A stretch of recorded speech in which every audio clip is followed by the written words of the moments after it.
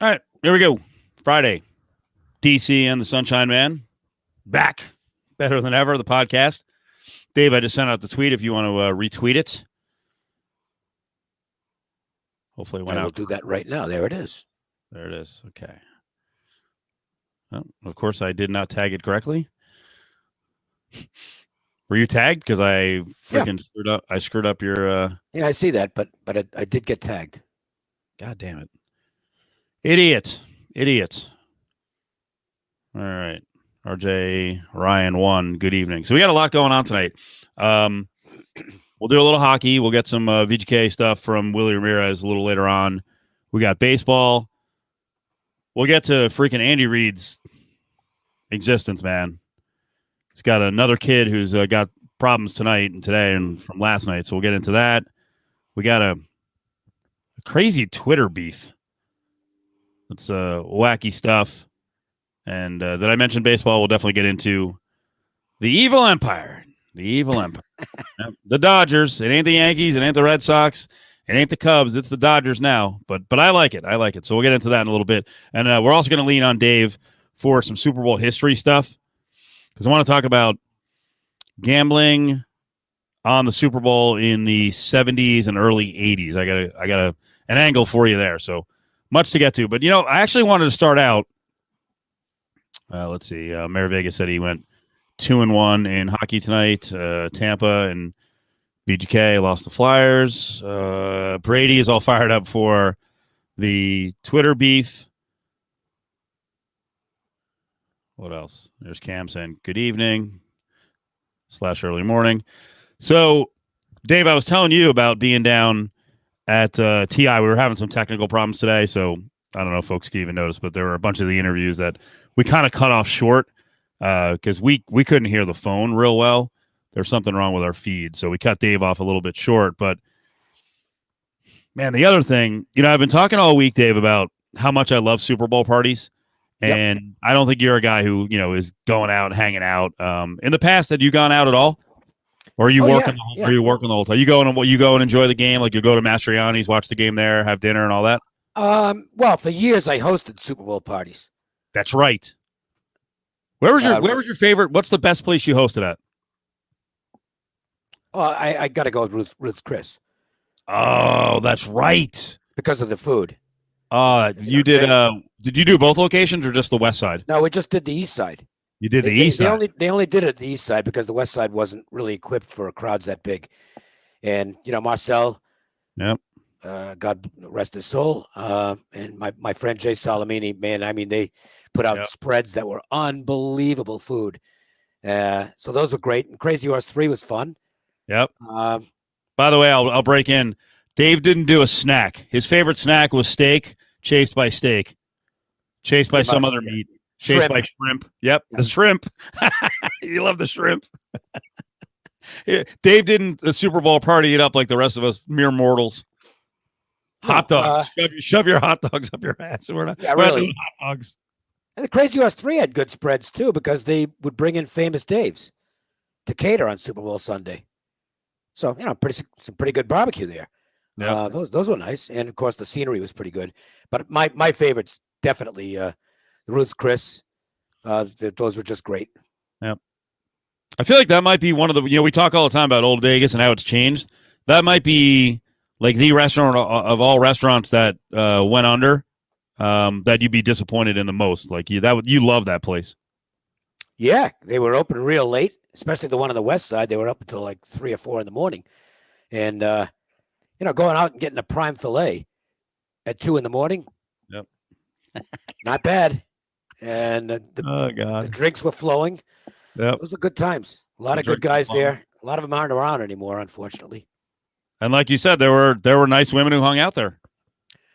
Oh, yeah. I mean, it was great. You could either go by yourself and hang out with the guys or bring someone who was going to be super impressed that were going to take them to a real nice steakhouse after they got done with their shift at whatever job they happen to have.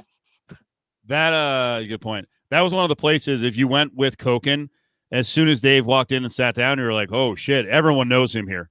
Everyone knew you there.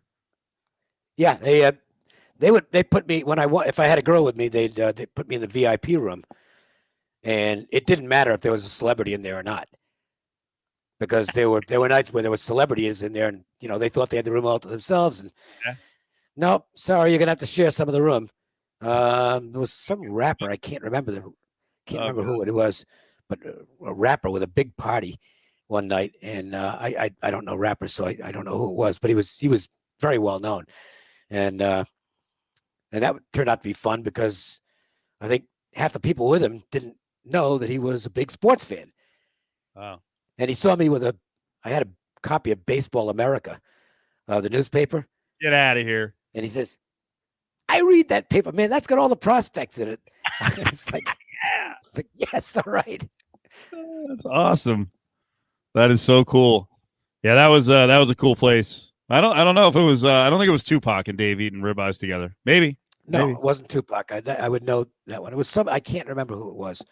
It was somebody with one name, but I don't know who. I'm not. It's not an area of expertise for me. But he was a nice guy. Could have been Nelly if he was a small guy. Guy played a lot of baseball. Wasn't he in the Cardinal system for a cup of coffee? Yeah, there he is, right there. That's possible. It might have been baseball player. He was a minor league baseball player. Small though. Then from that standpoint, it probably makes sense. Maybe you told me the story on the air, and now I can't remember stuff. God dang it! The worst. I think that might have been who it was then, because it was somebody who clearly followed baseball very closely. Yeah. Because you don't know what Baseball America, the newspaper, is unless you are definitely into baseball. It's not exactly a mainstream publication. So we'll have to get into this with Willie. Not too much, because Willie gets crazy. Oh, there it is. Yes. Alias Smith and Jones. Thank you. That was Alias Smith and Jones. Yep. All right, let's save it for a little later when Willie comes in. We can talk about it because Willie was racking his brain to come up with it. I don't think it was Coolio, although Coolio was a Vegas guy. He might still be a Vegas guy. I think it might have been. I think Nelly kind of rings a bell. I didn't know who Nelly was. No, I did. I just didn't know. Super but I actually think that's who it was. The name rings a bell, and the tie into baseball makes sense. I don't think it was. He would know Flavor Flav because I know Flavor Flav. I don't know him personally, but you'd see the big clock. Well, yeah. Is he still around? He lives here. Yeah. Yep, still around. They haven't got back together, right? They're still having a beef. Him and the rest of Public Enemy. They booted him out. There was something going on with politics and Bernie and all that. Aaron Solgood says, I'm excited for the spread catered by Wagyu Capriati sandwiches. Are those, when I order, and I don't do it a lot from Capriati's, it's good. They have some of the best subs in town. Yep. Is the Wagyu for real? I mean, I'm not asking for real, but is there a difference? Is it good? If you can answer in the chat room, I'm curious. Dave, are you a sub guy at all anymore? Yeah, sure. What do you pastrami, do? And Capriati's, in fact, is on my go-to list because I love their pastrami. Or capastrami. I guess it's capastrami. It is the capastrami. Yep. Wow. Lots of good sandwich joints around town now. It's better marginally. Okay. I would agree with that. I think Wagyu has a tendency to be, it's one of those things that's it's a good steak, okay, but is it worth $70 more than right prime steak?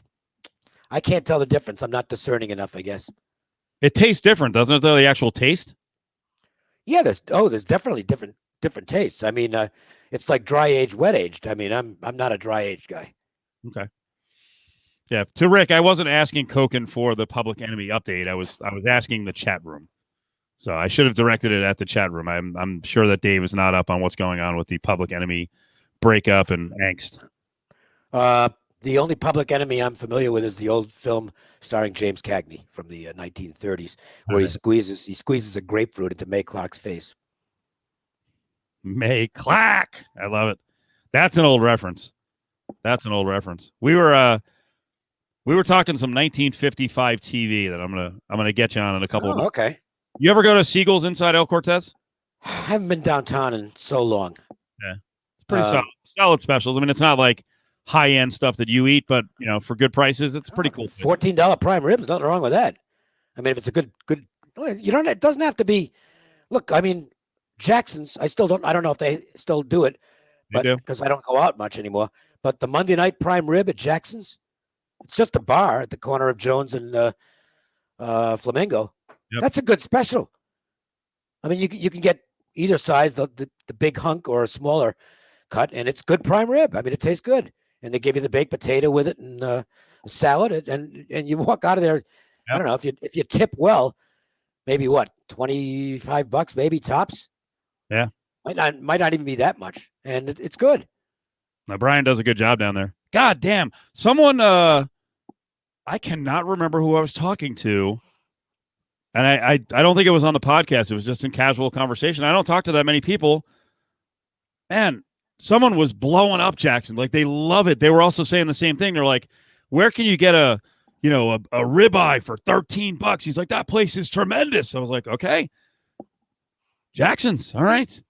Especially if you don't feel like, if you just want to be in your neighborhood. Yep.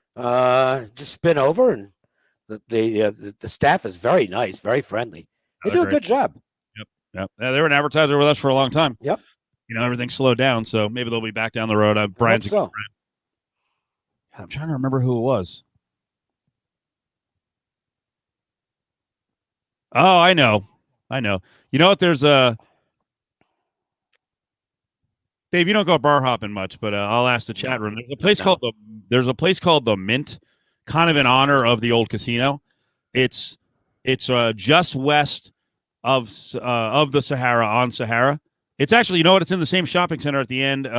Same shopping center as the Golden Steer. Oh, okay. Yeah. And I'd never been in there, and it's been the Mint, I think, for a little while. We started talking to the bartender, and he's like, he used to work as a food and beverage guy down on the Strip, and he was just talking about all the local restaurants, and he was the one who he was talking about some really cool ethnic restaurants, and then out of nowhere he's like, oh, one of my favorite late night places, you can get a ribeye there, is Jackson's. He was freaking going crazy about Jackson's. I'm like, all right. Well, the other reason I like it is you don't have to sit in the bar with all the machines, because they've got a separate room, and they've got big screens in there, so if there's a game on, you can watch it. There you go. ASU Whisker said, I saw Cokin walk into old Roost Chris on Flamingo like 10 years ago. The staff knew him. I told you. It's more than 10 years ago. Yeah.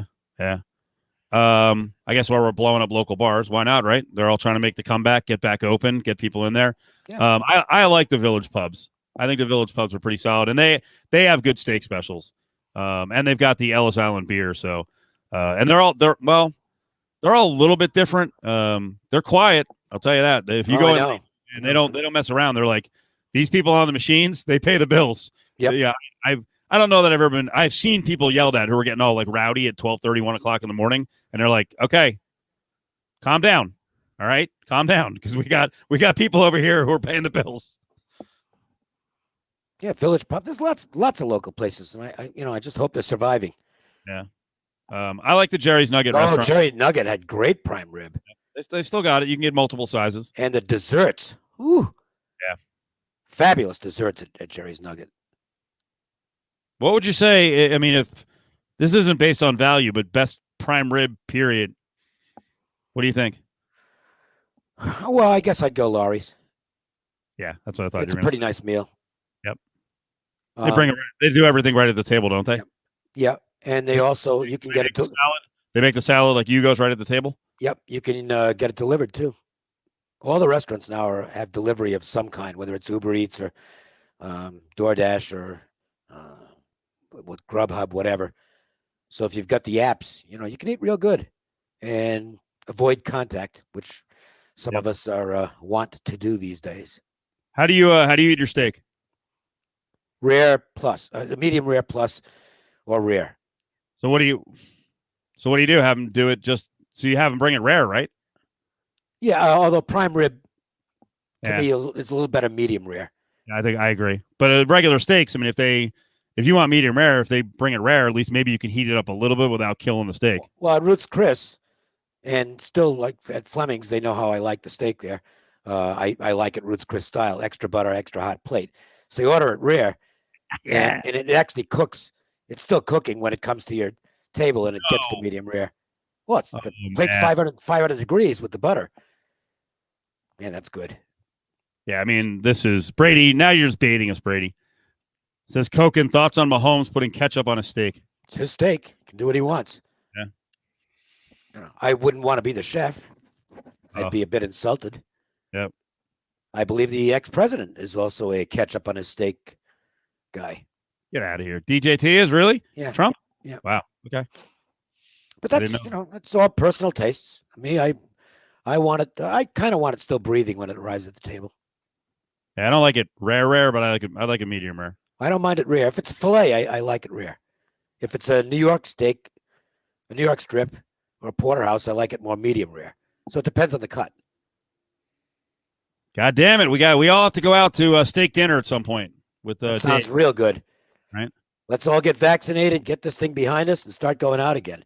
I know some people are doing it, and that's cool, but I'm chicken shit, to be honest with you. And I just don't want to get this thing. Dave, when's the last time you were inside a casino?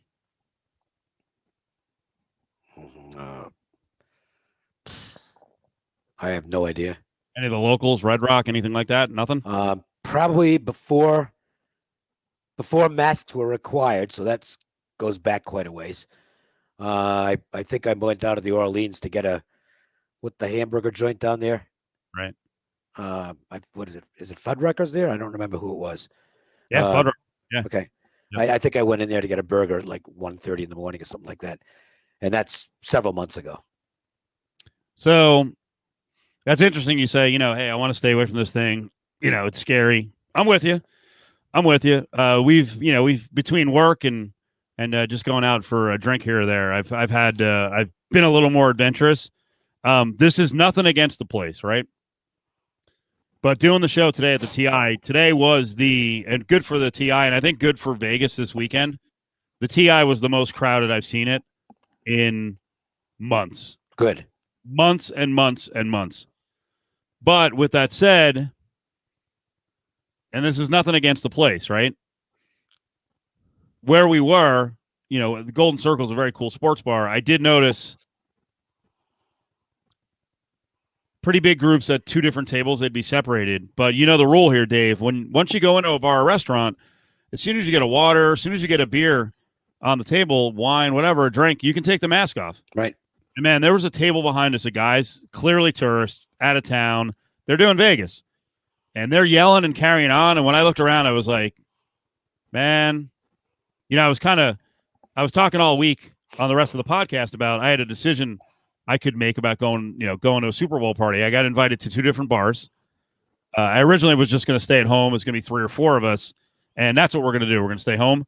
But man, watching people like tourists carry on, doing what you do on Super Bowl weekend, when I turned around, I was like, yeah, man, I'm glad I'm staying home. It's just, look, again, I'll say it. It's no dig on the place. No, there's not that much they can do. No, and you're just going to walk over and keep telling them and they'll, they can fire back like, hey, you said I could take the mask off. Then what do? Well, you can't yell. It's like, fuck you, get away from the table. And I think that's going to be the case in a lot of places around town. And that did freak me out a little bit as we're still very much in the midst of this.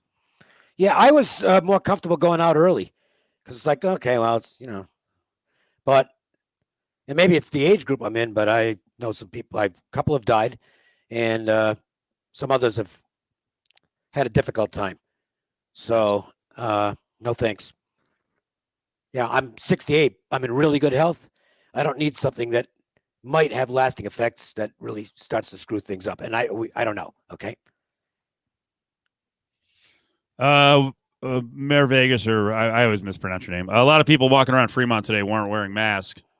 Like inside the Fremont, or you're just saying on Fremont Street? That's another tough call. I don't know what to do in that case. If people are outside, I mean, I'd be wearing a mask. If there's that many people, Fremont's really crowded. So I'm doing whatever I can do on my part to help slow the thing down. I'm only one person because I want very much to be able to go to events this summer. I know I'll have to pay more money than I would have in past years, But I want to go down to Petco and see a Dodgers Padres series this summer. I mean, that's going to be some good stuff. Yep. Those might be the two best teams in baseball. I want to be able to do that. So anything I can do to speed the process along, I'm in. I'm not doing this for mankind. I'm doing it for me. It's selfish motives. I want to be able to go out and start having fun again. Brady says you can't get the vaccine. 68's too young. I think I can, but I've done a lot. I'm at home, so I am kind of a research idiot. Well, just the opposite, actually. I do a lot of research, and I am pretty well convinced I want to figure out how I can get the Johnson & Johnson vaccine, which for my money, based on my research, is the one I want. AstraZeneca I can be comfortable with as well. But I believe, based on my research, and I'm a layperson, but I do have good sources of information, and I read a lot. I want one of those too, so I have to figure out how I can do that. So benefit there to you and also my Jets. So, give to the cause. Woody Johnson pulling out some money for the Jets and free agency. I like it. Yep. Weak joke, but so what? My cousin, who is a doctor, was in the test group for Johnson & Johnson, and she was impressed with it. They had half the group placebo and half the group got the vaccine, and she knows she got the vaccine because she had some mild side effects, but they were gone in one day. And and the nice thing is it's one shot. It's coming soon. It's waiting to be approved, and I believe it will be approved very shortly. Cool. So building on that, where we are with COVID right now, we're starting to get word on what's going to happen with basketball tournaments, with the conference tournaments.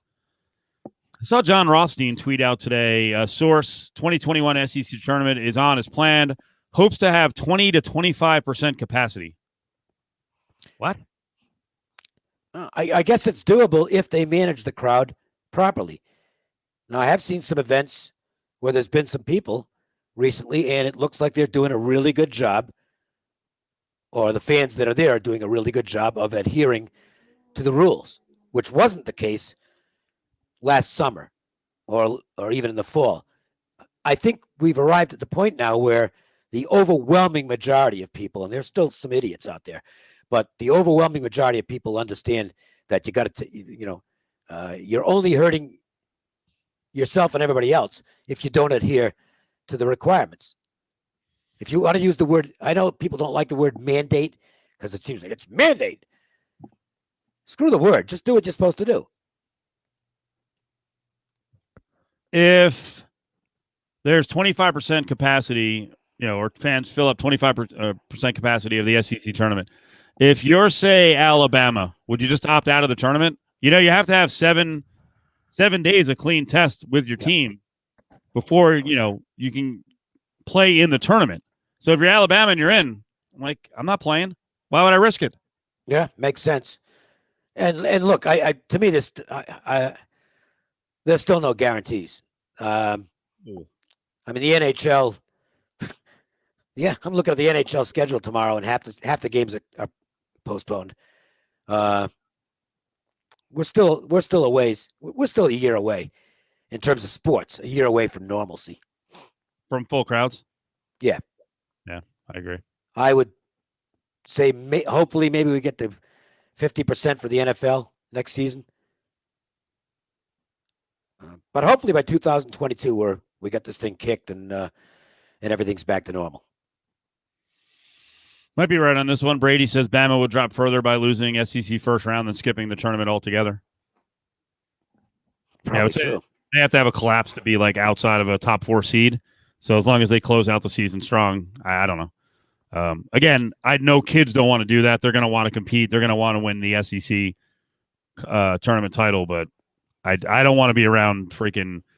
I don't even. Does anyone know where it's at? I don't even look at where it's at. Wherever it is. I mean, it's so we're looking at 5,000, 4,500 if it's 25%. No thanks. I actually, I know it sounds, but I forget the health stuff. I don't know. Is there anything worse than going to a stadium that has nobody in it? Yep. That's it. The fun is when it's a packed house. and it's really exciting. That was the fun of the Big East tournament when I lived back in that part of the world. I mean, we used to go to the Big East tournament in New York City every year. That was like, it's going to be great. It's going to be awesome. Yep. This is. Keep going, Dave. Well, I was going to say that it's not nearly as much fun when you go to events and there's. We've had some here in Las Vegas over the years where you go to the Mountain West tournament when it's not one of the main event games. There's nobody there. There's 1,800 people in the Thomas and Mack for, I don't know, Colorado State and Fresno or something. And it's boring. It doesn't have the same allure. So to me, 25% capacity, I don't know, you're still going to have fake crowd. If you still have to pump in fake crowd noise, then I guess it's not that exciting because it's fake crowd noise. Yeah, so it's in Nashville. I think whoever the sponsor is, I think it's a tire company. Is it still Bridgestone? I think that arena holds around like 18. So there'd be roughly, 4,500, something like that. So to see Adam's comment, Dave, I've now been to about 60 empty venue events. I love it. Well, of course Adam does. Kind of fits in with from a media standpoint, I never minded empty arenas. I mean, I loved the prelims at the fights because there was nobody there. But it was still better when everybody got in for the main event. You could feel the electricity in the crowd. And that's still. I'm sorry. Yeah, that's a good comment. That's the other thing. I hope all these kids are staying out of town because Nashville doesn't F around when it comes to partying. That place will be packed. The streets will be packed, and those 4,500 seats will go for boffo money. Oh yeah. Well, have fun if you want to go. I mean, I'm not just worried about. I'm not advocating closed doors because I'm not. I don't know. I don't like it either. I'm not going. I'm just worried about managing it. I just think it's more tied to the NCAA tournament. If the NCAA tournament in Indianapolis is going to be so stringent about the test a week out, why put it risk? Like there's Gonzaga to me. If they have the West Coast Conference tournament here, Gonzaga is insane if they play in it. Completely insane. Yeah, they're going to be number one seed anyway. What are they going to do? Punish them? And if it's a week out and they get positive tests and they have players out for not the 116 game but the 1-8 game, they could lose that if they're missing like 3 key guys. Oh sure. Yeah. Why screw things up? Yep. We saw Adam earlier. Adam, you want me to send you an invite? We're gonna talk about Michael Silver later on. You want in? See if he answers. All right. So today I feel like I protected you. I feel like Von Tobel was taking shots at you for being an old guy, but I think you're an old guy. Like he was like at least I'm on the dark side of middle age. Let's put it that way. Well, the funny thing is, his mock on you was actually kind of closer. I didn't do the math. We were talking about the prop bet in faraway places. There's a DoorDash commercial, and it features the characters of Sesame Street, right? So I'm reading the list. The best odds. It's the first character to appear in the DoorDash commercial, and it's Grover, and it's the Cookie Monster, Big Bird, Elmo, Oscar the Grouch, Ernie, Bert, the Count, Mr. Snuffleupagus, right? And Kermit the Frog is the third choice. And John says something like, "What? Kermit the Frog? Like he wasn't on Sesame Street." So we hash it out. He actually was. Even I know that. Well, he was. Oh, I didn't know that. He was. He was one of the Muppets. Well, the Muppets were Henson developed Sesame Street characters, and then the Muppets were brought along to kind of not counter them, but it was like I forget how I put it, like the interact with the human characters, the Muppets, and then obviously the Muppets was a giant spinoff and it's bigger than Sesame Street. But John throws out, he's like Dave's not gonna remember Kermit debuting in 1969 because Kermit apparently was made in 1955, did a little bit of TV in 55. He finally broke through after 14 years. And he's like, what was Dave, like 20 in 1969? I'm like, no. I was 16. I was like, oh, crap. I did the math when I got home. I'm like, it was pretty close, actually. Yeah, I've never seen Sesame Street. Oh, you never saw it? No, I was born before Sesame Street came around. Sesame Street was what, in the 60s? 69. Well, I don't know. I don't know the first year. Someone could look that up. 67, something like that. Well, okay, I was 14 in 67 and actually already knew how to read. you could count by then. Yes. Yeah, you could probably count by the time you're running numbers on the streets of Providence. Well, at 14, I'd be on the phone on weekends, writing down the action. Give me so and so 5 times. Let me have a parlay 5 times. This team teased with that team. All right. So I wasn't booking the action, but I was. It was well known that I was very good at record keeping, and I didn't make mistakes. Do you agree with this one, Mr. Rogers over Sesame Street and the Muppets? I don't agree with that. Mr. Rogers better than Sesame Street and the Muppets. Nah, you're asking the wrong person. Mr. Rogers is also. You know that well. Okay, that's a good I point. know. I know, but I'm more familiar with Mr. Robinson's Neighborhood, the Eddie Murphy character in Saturday Night Live, than Mr. Rogers' Neighborhood. Nice. Yeah, so I still haven't seen the movie, by the way, which I hear is quite good. I haven't either. Tom Hanks film. Anyone see it? Was it good? I like Beaker. That's not. You're not insulting me.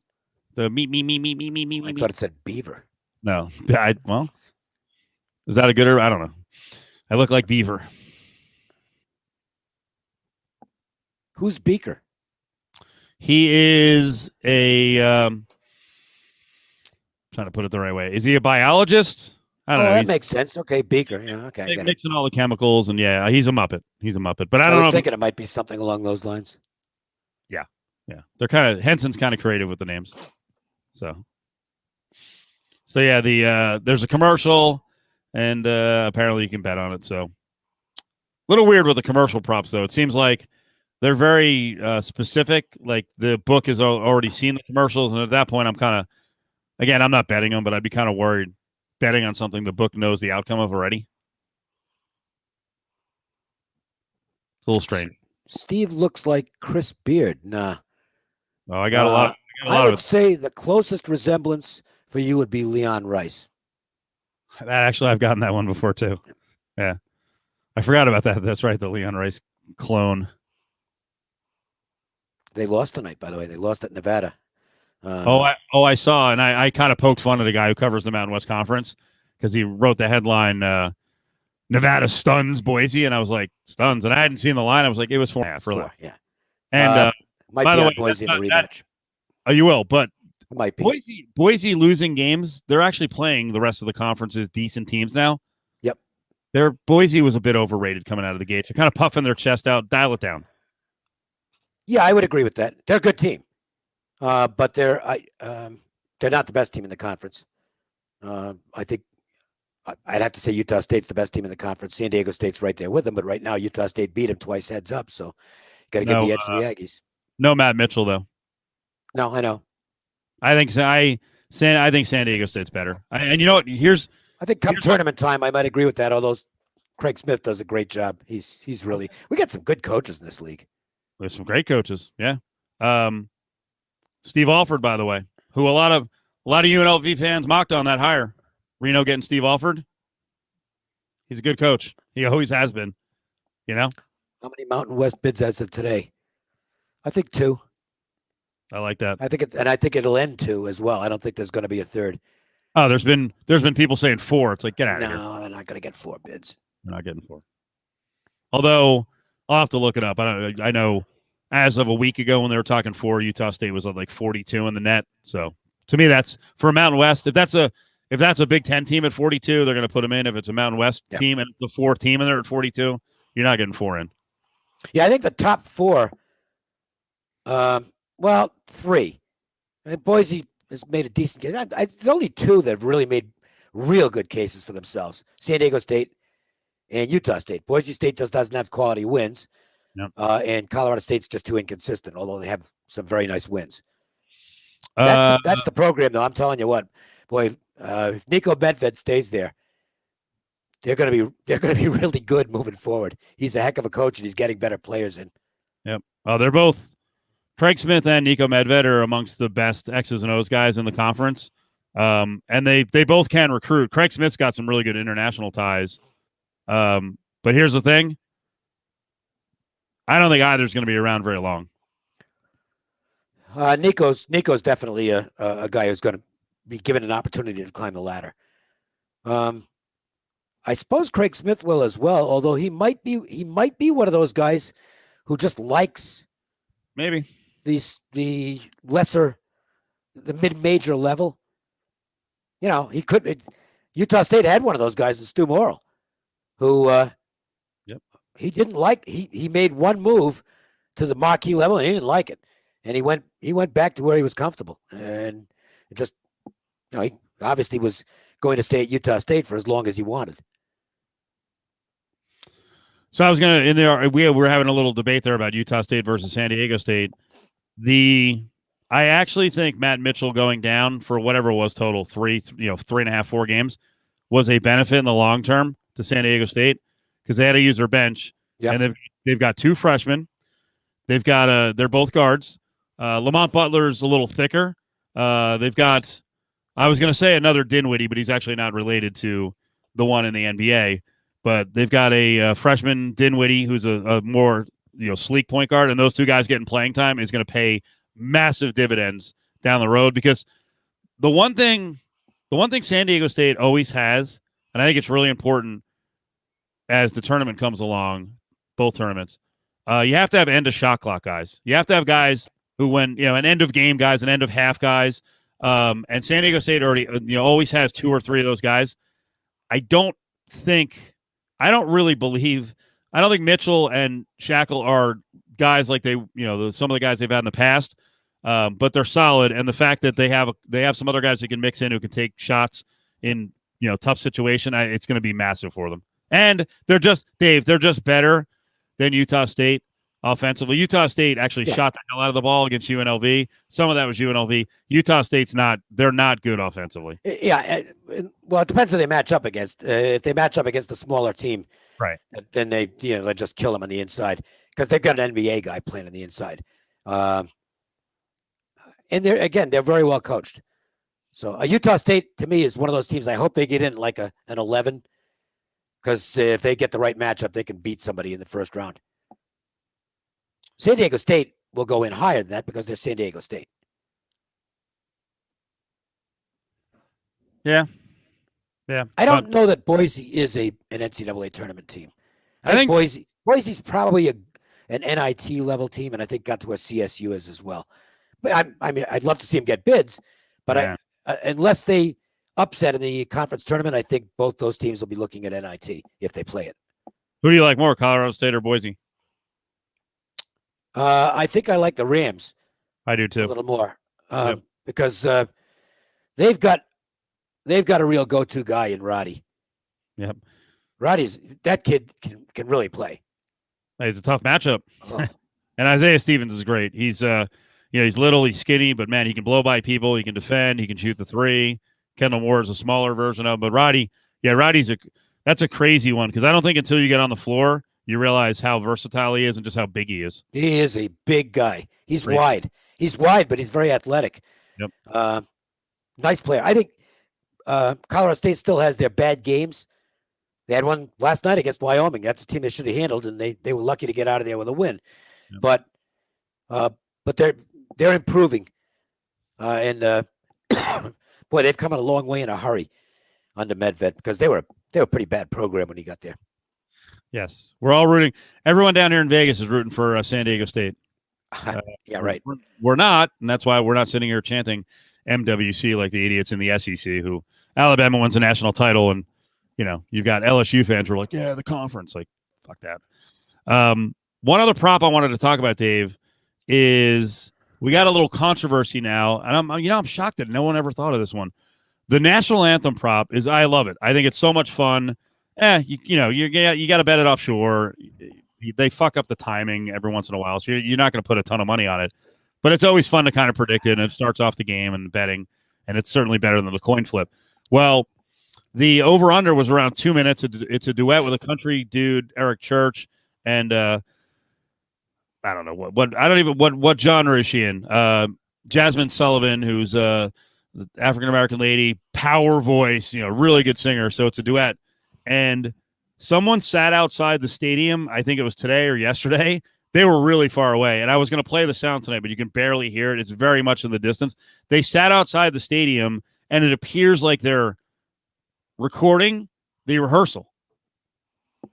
So they sat there with their phone, and you see the minute go to 2 minutes, and he clicked it on, or she clicked it on 2:16, which is way over the over. But I couldn't tell what was going on in the beginning. It's very faint the whole time. You can hear from like 1:30 to 2:15 a little better. What do you think the books will do with this? You think it'll pull the number? Will they adjust it? What would they do? I saw something. I didn't pay much attention to it, but there was something on Twitter from an offshore book that was doing some kind of an adjustment. Oh, they were? Yeah.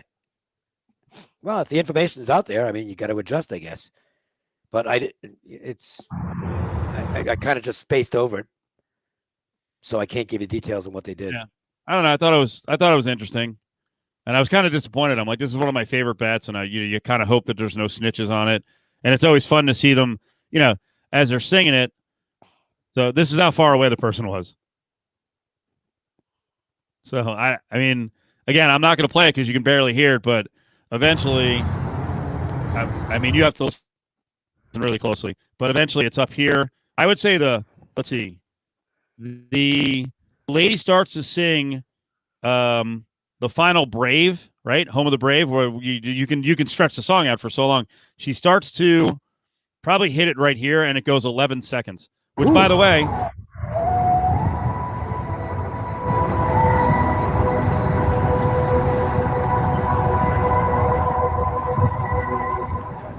pretty long, right? Yeah, and the 25% capacity crowd is going to go nuts. Yeah, so my mega screen. Yeah, so I think the final Brave went somewhere between like 7 and 9 seconds. And then this was my question too. I don't know, maybe it was fake. Maybe it wasn't real. They're doing rehearsal on like Friday. Is that when they do rehearsal on a Friday afternoon? So I don't know. I'm not up on Anthem protocol. I know. Well, I mean, but but the funny thing is, it is bettable. So just you probably need, not you, but you probably need to do some research on it. Like I at least did research when we talked about it on the air. It got kind of foolish, but we talked about the country singer. We played some notes from him to see if he could actually extend a note. I listened to her. I actually watched her do the national anthem at an outdoor classic in Minneapolis, and she went 1 minute and 41 seconds. So, well, that's way under. Well, right? Isn't it? What is it? 2 minutes? It was around 2 minutes. But here's the thing. It was the outdoor classic. It was cold as fuck. So she's out there with a jacket on. I'd be like, let's go quick, let's go fast. So I don't know. Oh, I'm rooting. I hope everybody wins there. I hope it's a push. You know what? This is the other problem. This is why we can't book it. Well, we can't book it in Nevada. Is whoever's working the stopwatch at each of the books, the offshore books that set up the number, the times are all different. They're not like way apart, but if it's 2 minutes, sometimes it'll be 3 books will have 157 to 159. Someone will come up with a 201, and that's the problem with some of these exotics. It can be very controversial. Yes. Well, the big controversy from years ago, right? I vaguely remember something, but I don't. I escape me. Well, I flipped that over Beyonce Cleavage Gate. It was, will Beyonce show cleavage during the halftime show? And if I'm correct, she did. And then one book was like, nope. Like there was cleavage. But I guess everyone's definition of cleavage is different. If it's a space between some tits, it's cleavage. We don't need like the boobs pushed together. It doesn't have to be a push-up bra. If we can see it, that's cleavage. Yeah, it's also kind of subjective because what if it's someone who's not particularly well endowed? Because she can have it cut lower, and that's cleavage, even though it's not maybe impressive cleavage. It's not holy shit cleavage, but it's still cleavage. Yeah, Aaron's throwing out. I forgot. I don't even have to invite Adam Hill to this. Adam's got control. He can just friggin' jump in whenever he wants. Wow. Sure. Oh, this is going to be a good one. By the way, like white privilege to me. Yeah. I had Willie calling in to do VGK postgame, so we're going to hold off on VGK. Right. Do we want to do this with the Twitter beef? I mean, We can. It's a little bit preposterous. It was pretty crazy. Do you want to go through it and explain to Dave and the audience what was happening tonight? It's pretty crazy because I think it was a pure coincidence that this happened. Sure. Absolutely it was. All right, so here's what happened, Dave. You want to explain or you want me to? You can. If you need any details filled in, I could jump in. So, last week we talked about Vinny from the paper and from Raider Nation Radio, and he had the whole thing with Derek Carr potentially going for 2 first-round picks, right? That there's people around the league that they're hot and heavy. They want Derek Carr for 2 first-round picks, right? I'll just tell you, there were a lot of Raider media members who were subtly going after Vinny and kind of mocking on him, right? Some of the guys out of the market, like Jerry McDonald, Tim Kawakami. So it's a week of kind of like, going after Vinny. And today, we get the news on Britt Reed, Andy Reid's kid, right? That he's embroiled in this deal where he gets into an accident last night. It was on a ramp, I think the 435 in Kansas City. There's 2 cars pulled over. One car is, they're both family. One car arrived to help the other one. They're on the side of the road. He's got a big-ass pickup truck. He rams into the car in the front, which was actually the car on the scene to help. Well, there were kids in the back seat. So there was a 5-year-old and then I think a 4-year-old. The 5-year-old's in critical condition. This is Andy Reid's son. He's also an assistant on the Chiefs, right? So who knows what's going to happen here? And I guess if we want to, get into the game and talk point spread now and Andy Reid effect, we can do that. But Michael Silver sends out something to the effect, and I should punch it up because I have all the tweets. Something to the effect of, prayers up to Andy Reid. Adam, do you remember, did Michael Silver from SI mention the kid at all, the injured kid? I thought he did, but it was almost an afterthought. Okay. So he's like, prayers up to Andy Reid. So then Vinny comes after him, and do you have it in front of you? He basically says, like, I'm not giving prayers, for this. The prayer should go to the kid and that family, right? And then they start going back and forth. So then Silver comes from out of nowhere, and he's like, well, sorry I couldn't do your radio show today. To which my guess is Vinny was like, what the fuck is going on here? What do you mean do my radio show today? Go ahead, Adam. By the way, I was just going to tell you that all these tweets have been deleted, I think. So I have them. I think all the both sides? All the Michael Silver ones are gone. Do you want me to go get them? If you have them, I think I know what they are going back and forth. I knew this would happen. So when I see these situations, I'm like, I'm going to screenshot them. Smart. I'll get them in a couple minutes, but just to take you through the story. So then Michael Silver's like, well, sorry I couldn't come on your show today. And Vinny was basically like, what? Then Michael said, I didn't invite you. Yeah, I didn't invite you. Then Michael Silver tweets out a screenshot of a text that Vinny's producer, and we know Damon at Lotus, Damon had tried to book Michael Silver, but I believe Damon did it earlier in the day, not having any idea the situation could develop. Right. And I don't know, from there, I don't think I want to get into the rest of it because I'm not going to be able to hold back. All right, Willie's in here. What's up, Willie? What's happening? So, Willie, we were just starting to tell the Michael Silver against Vinny story tonight. And Willie's at the Perfect Gym, by the way. Perfect Gym, shout out over there on the west side. Oh, is that right? Look at that. I ended up leaving T-Mobile like at 11, so I was like, and I'm talking to Danny Webster with NHL.com. I was like, I wonder if I should just set up out here in front of T-Mobile. I said, oh, you know what? I'm going to go to the Perfect Gym. So nice. My son's new facility. Very nice. Where's that? Just right across the street from Orleans Arena. Oh, okay. And then when can he? I mean, is he getting people in there now for training and distances and all that?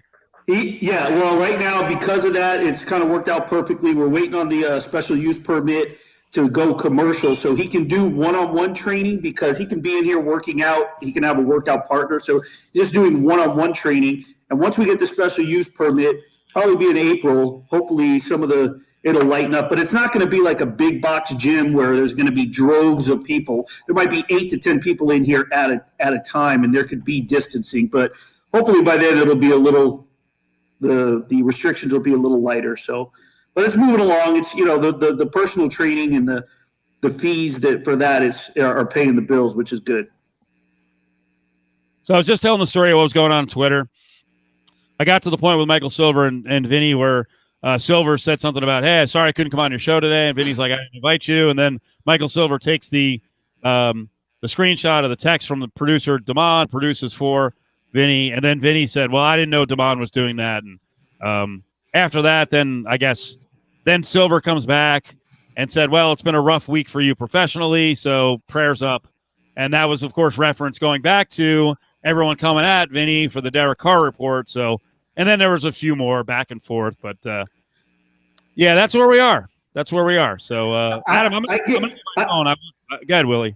I gave up after 3 or 4 of the quoted tweets, and I actually messaged Vinny. I DM'd. I was like, dude, why are you even bothering with this? It's, you're frustrating yourself. This is ridiculous. And so, well, Silver's he's a tough one. So I'll just say that he enjoys this stuff. He's got a massive ego. He actually didn't he call Vinny like a rando or something? Yeah, rando. He called him a rando in terms of radio show. So whatever, bro.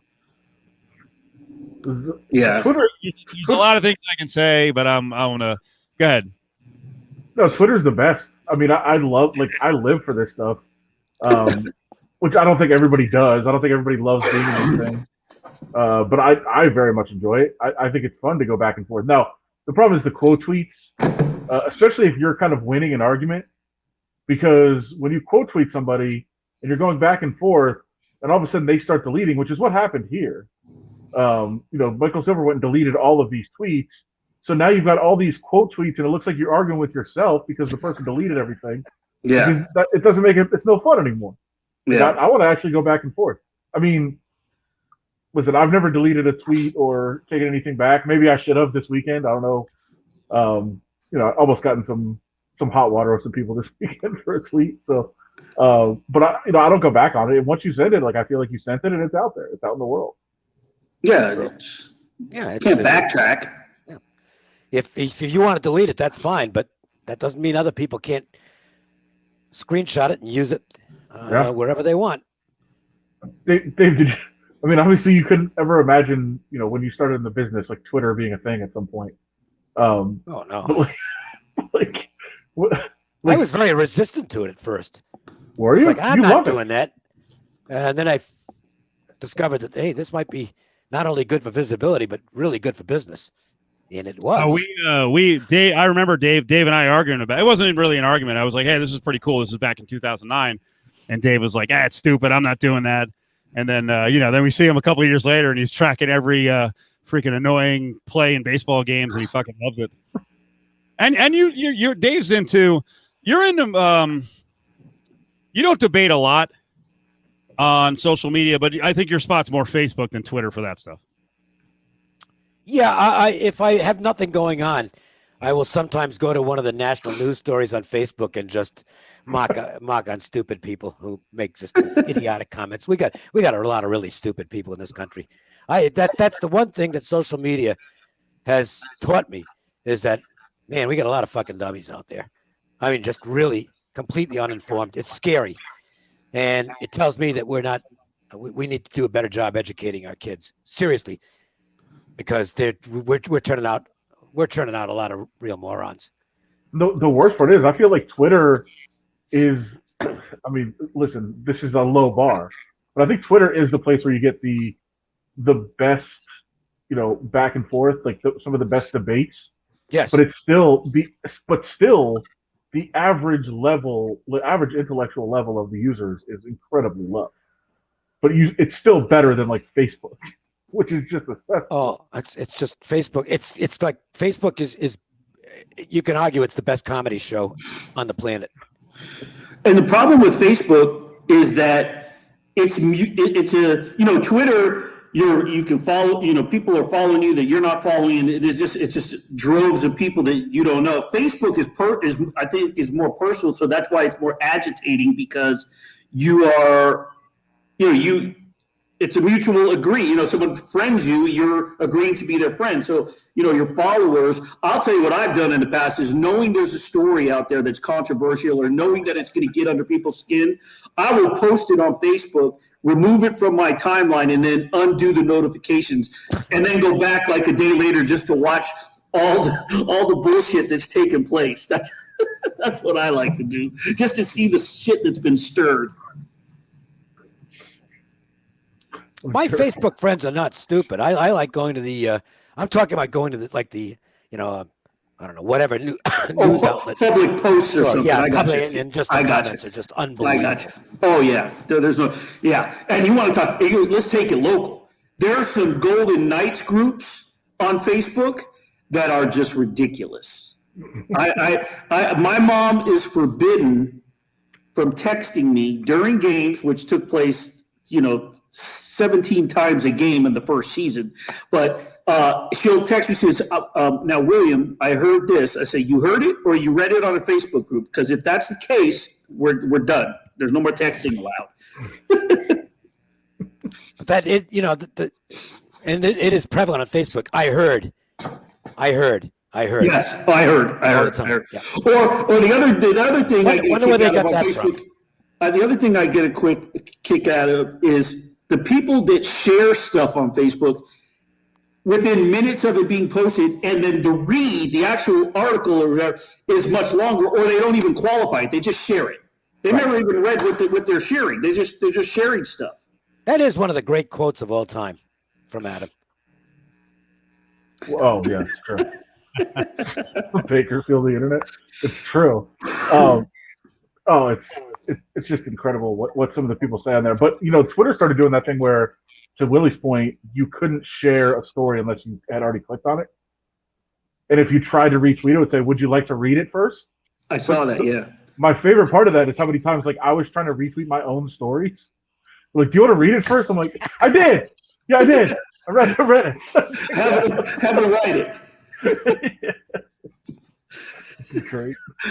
Read it about 17 times so I could proof it. Yeah. Yeah. Although I probably should still read it, because I'm sure there's still a mistake in there somewhere. Are you still? Has your feud with Bakersfield died down at all with the pandemic? I mean, we talked about it last night. I mean, I haven't gone back. Once they I did drive through once, but once they told me I'm not welcome, I have not gone back. Why would I? This place fucking sucks. I don't want to go. When they were like, "You're banned," how awful you have to be to lose a single A franchise in baseball. I mean, they all went down with what happened last year, but they actually lost their single A franchise because their ballpark was so old and in such bad condition that basically it's like the league said we can't put games here anymore.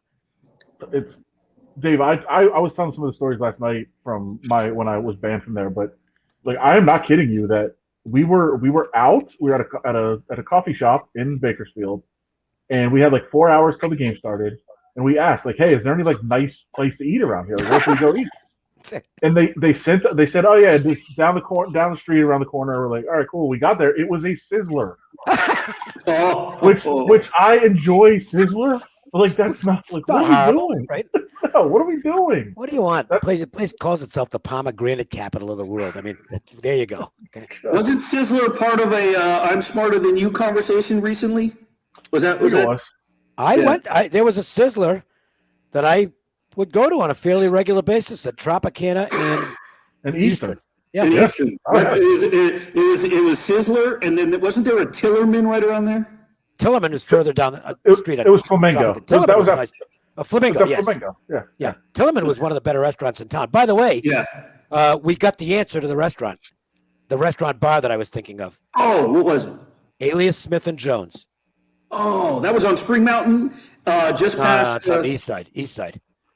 Yeah, Twain and Maryland Parkway. Twain, yeah.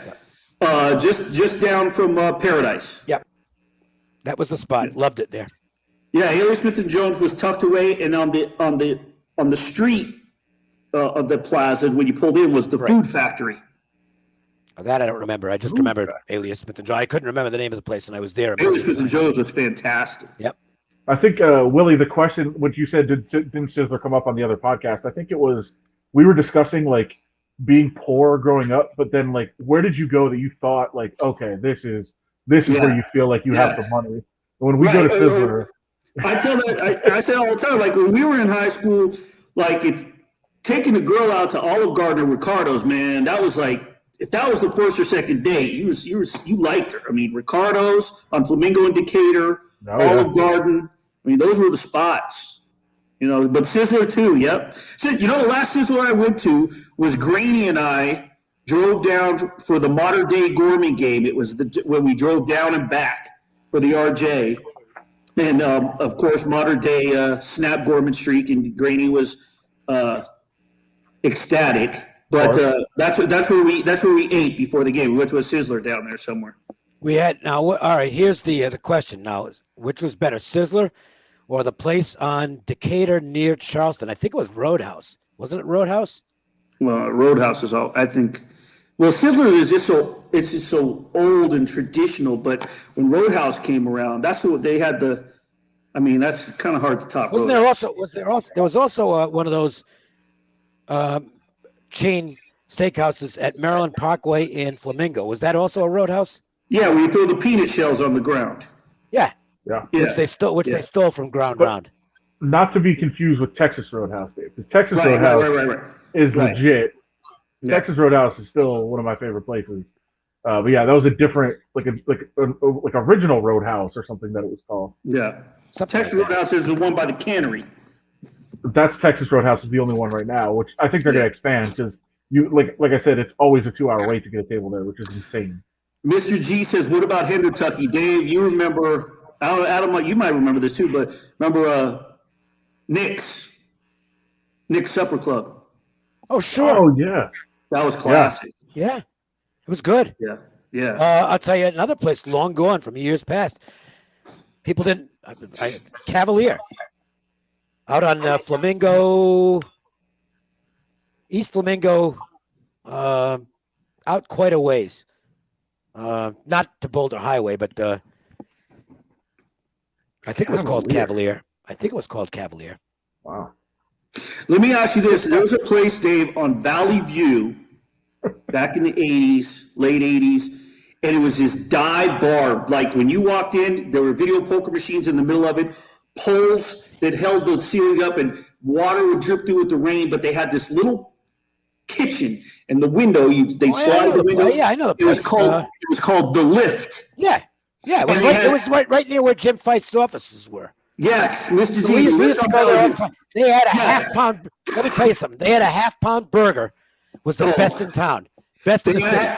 They had the $4.99 KC steak special. You got this huge fucking steak with a baked potato and a drink and a salad for $4.99, and it was the best steak deal. Is that not there anymore? I don't know. I haven't been. I don't know. I the only time I'm close to that area is the last time I was close to that. I was with Adam. We went to Herbs and Rye. It's right around the corner. It's right around the corner where Herbs and Rye is the old Venetian. I was in the lift. Basically, I'd get in there at least once a week for lunch. That burger was great. We go in there at 2 a.m. No, you guys don't know anything. There was two things from my college days of food-wise of like great deals. First of all, the Holiday Inn Boardwalk it was 99 cents either all you can eat spaghetti or all you can eat pancakes. And we would go in there late at night and just say, we'll take both. And they would let you. And you just eat both. And that was great until that went away, which was sad. But the Maxim, which is now what the Casuarina, the Westin Casuarina, I think it is.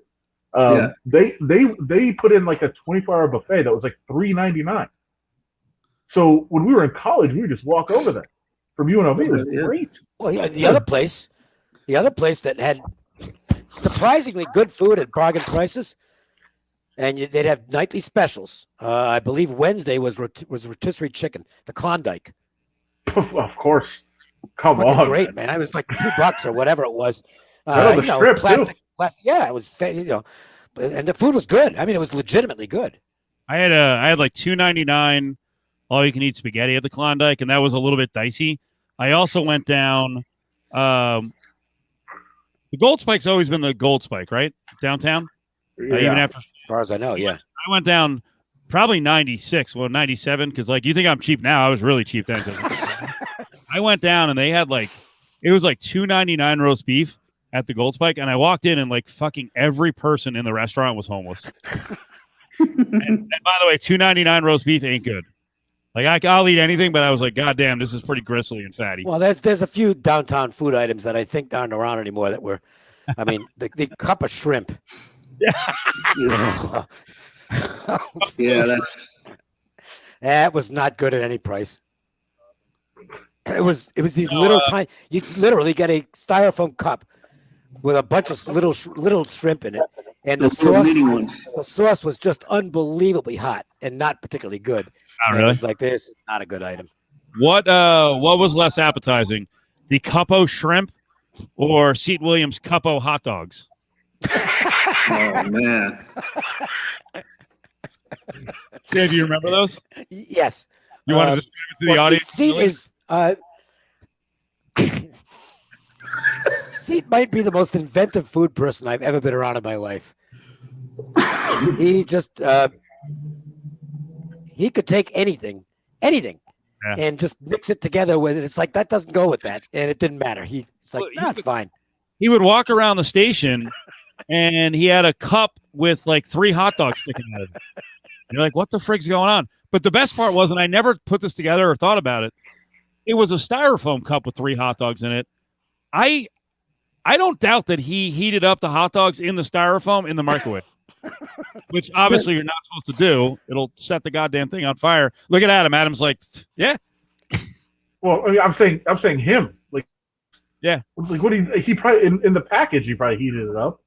And like, it doesn't even matter. He probably did it at the gas station microwave too. Got hot dogs in a styrofoam cup wrapped in tin foil. So not good. Classic. And people actually, one time we had an aquarium. I assume the aquarium's still there, and a fish had died, and he put it in the refrigerator, wrapped it in the refrigerator, with the thought of maybe trying it. He probably did. Jim Gemma's comment was absolutely. I mean, I was about to say at the final pre-fight press conferences when he used to set up, and we broadcast live. I mean, he'd have plates, and he'd have at least 2 of them covered with napkins, and then he'd have one that he'd be eating. Yeah, he'd make to-go plates. He'd make to-go plates, yeah. Oh, and some of the some of those press conferences was worth doing. Caesar's I don't know. better. We had some good spreads over the years, especially when Top Rank was involved. Top Rank, it's like, okay, we're going to be eating good tonight. Dude, the Mayweather-McGregor fight week. Mayweather-McGregor fight week was one of the greatest weeks food-wise I think anybody's ever had. It was crazy. It was like prime rib and lobster. I miss the days when Debbie Munch was running things at Caesars, and we had those press conferences over there. Yeah, Debbie was awesome. Phil Cooper, Debbie Munch, great people. And Bill Book was over there, was with them because before he had his PR firm. That's right. I forgot about that. Caesars was such a cool. Caesars was always a blast. It's still my favorite place over the years to watch fights. Yeah, was Caesars when they had an outdoor fight and they'd have the press tent set up. Plus, they'd use the indoor pavilion as a giant press room, and everybody knew everybody. I mean, everybody knew everybody. It was just real. The fighters and the writers all got along. I mean, James Toney wouldn't even be on the fight card. He'd show up just for the food and to hang out with the guys. Yeah, and it's like, what are you doing here? I'm in. The best was if there was a fight card at the pavilion and Iran Barkley was on the card, but during fight week you'd see him at Play It Again Sam's at the Jazz Bar up the street on the same week. You'd have Iran Barkley coming through. You'd have Wally Matthews and John Saraceno coming through. It would just Play It Again Sam's would be right. That was one of the spots where you see the boxing, the boxing crowd from that week. And then fight night, it was wherever the fight was, of course. What is RIP? What is RIP? The chat room has like quickly gone from asking us about Seat. Seat's around. Then someone said that he passed away. Now they're saying rest in peace. Yeah, he's around. The problem is Seat was always very disconnected from social media, and he's not a big cell phone guy. So people ask us every week. I'm like, we don't know. He was in the building like probably a year ago. I mean, with COVID, maybe even longer than that. 15 months ago, he was doing a show on 920, which was a different station than branded Raider Nation Radio, and then we haven't seen him. No, I mean, and he's not on Facebook, so he's somewhere, but we don't know where he is. But he's alive. Fingers crossed, he's alive. We think.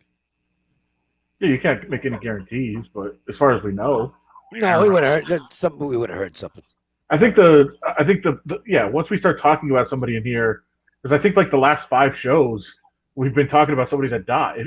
So I think people just assume that since we're talking about Seed, he's dead. He's alive as long as we know. As far as we know, he's good. Seed hasn't worked. Seed hasn't worked for Lotus for probably 5 years at least. Might be longer. But he was doing shows. There's different ways of doing shows at Lotus. So all right, we brought Willie and Adam in for a lot of things because they can talk about anything. But you guys were both at the VGK game tonight. So Willie, tell us what happened. Freaking blowout early on, and then I guess late Kings get some goals, but pretty impressive. It was. I was a little bit shocked. I mean, and I even asked Peter DeBoer about this.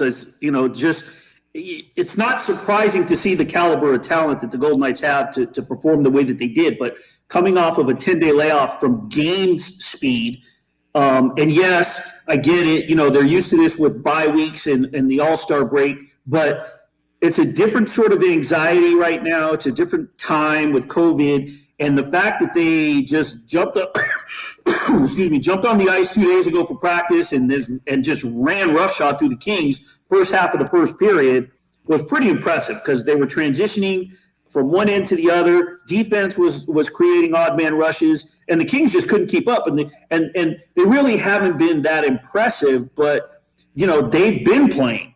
So I was somewhat surprised just in how crisp they looked. And DeBoer touched on it and said, yeah, there was some sloppy play, and the scoreboard wasn't indicative of some of the things that they still want to improve on. But I mean, on the surface, they look good. I thought that they looked well, and the fact that the scoring was coming from not just your regulars to start the way that Nick Hague was putting points on the board was impressive.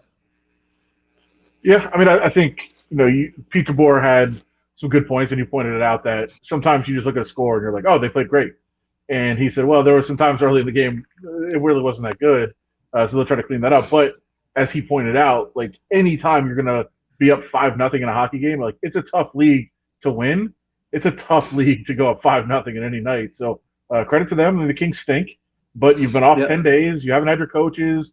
You didn't have Alex Pietrangelo tonight. So like there was a lot of things going against them, and they went out there and just kind of jumped all over the Kings early on. Now, one thing I will point out is you said – scoring kind of coming from everywhere, and the defensemen, especially the young defensemen, man, they were getting involved. But I think there was a lot of very top-heavy offense from the top 6 from the Golden Knights, which they're really good on the top 6, so that's going to happen.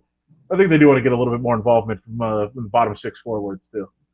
Yeah. And look, they attacked the strength of the Kings, which so far has been the Kings' game plan is to try and muck things up in the neutral zone as much as possible. The Kings do not want to go up and down the ice with anybody. They just don't have that kind of a roster. And they took that away from the Kings with an early attack. And Jonathan Quick he had a good seat to watch most of the game after he got pulled because he was not real good tonight. But that's the sign of a good team. They came out focused and ready to go and put the game away early. That game was over 10 minutes in, and that's what you want. To your point, Dave, I think I'm interested to hear what Pete DeBoer says tomorrow after watching the film, but one of the things I thought they did really, really well was, I mean, especially for being off for so long, their ability to break out of the zone. Yep. And the Kings are in the offensive zone, and all of a sudden the Knights are gone, and they're getting up and down the ice. And their ability to get out of the zone and transfer defense to offense as quickly as they did, I thought was really, really impressive. Look, all I can tell you is this. I mean, I hope it happens. Golden Knights Avalanche You talk about a series that's got a chance to be an absolute phenomenal 7-game series. That's it. I can't think of I can't think of a matchup in the league that, from a hockey purist standpoint, would be more fun to watch than Knights versus Avalanche. That's a great matchup. They have 4 straight coming up, which I think will be really interesting. Although Colorado is paused right now, so we'll see. That might be the first games they come back for, which kind of wouldn't be that fun. I don't think. I'd rather have Colorado get a couple games to just see kind of where these teams are at this point in the season. But you're right. I mean, it seems like it would take something very weird happening for them not to play in the playoffs. Yeah. The bad news is they're in the same division. And you can make an argument that they're 2 best teams in the league.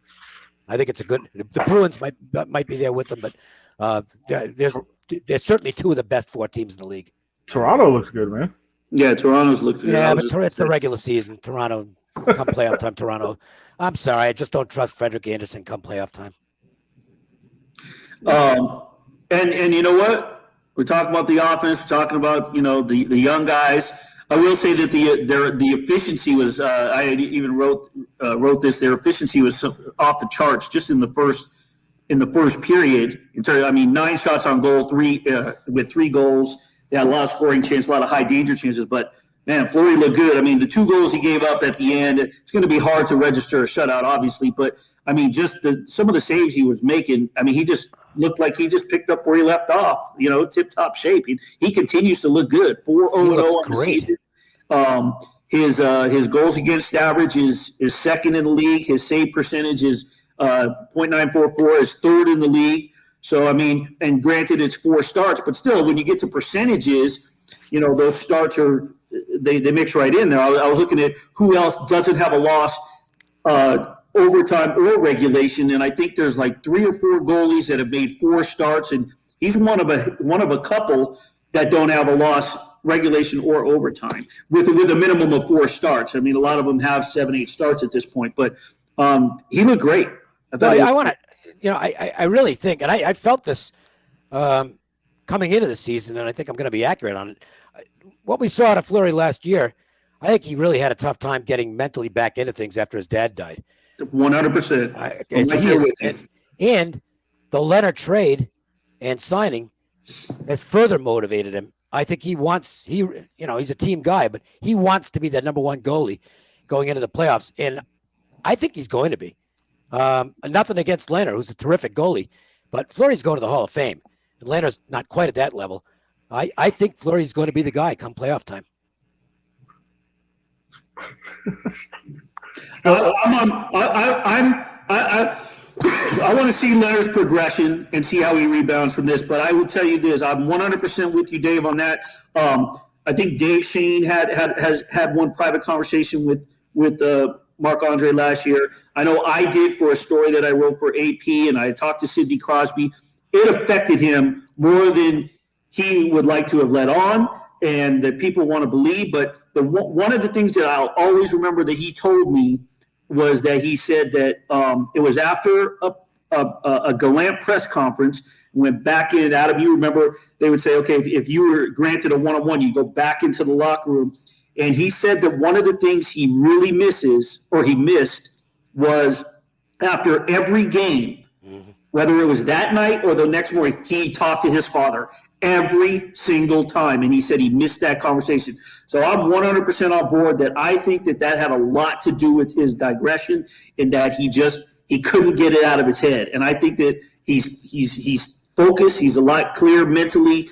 And with Leonard, we don't know what his deal is. But I think that he'll come around. I don't think that he's as bad as some of the performances he's put on early on. Oh, he's a good goaltender. He's going to rebound, and I think that eventually they're going to emerge where you're going to have those top 2 goaltenders that, they have the best 1-2 punch when it comes to the 2 goaltenders. It was kind of funny this morning. I was listening to the McClellan's post-morning skate, and they were asking him how he felt about having 2 goaltenders that could start at any time. And I asked him the comparison. I jumped in on their Zoom and I said, hey, so you somewhat have the same situation. It sounds like the Golden Knights. So would you prefer to face one or the other? And he said, can we face their 3rd or 4th goaltender?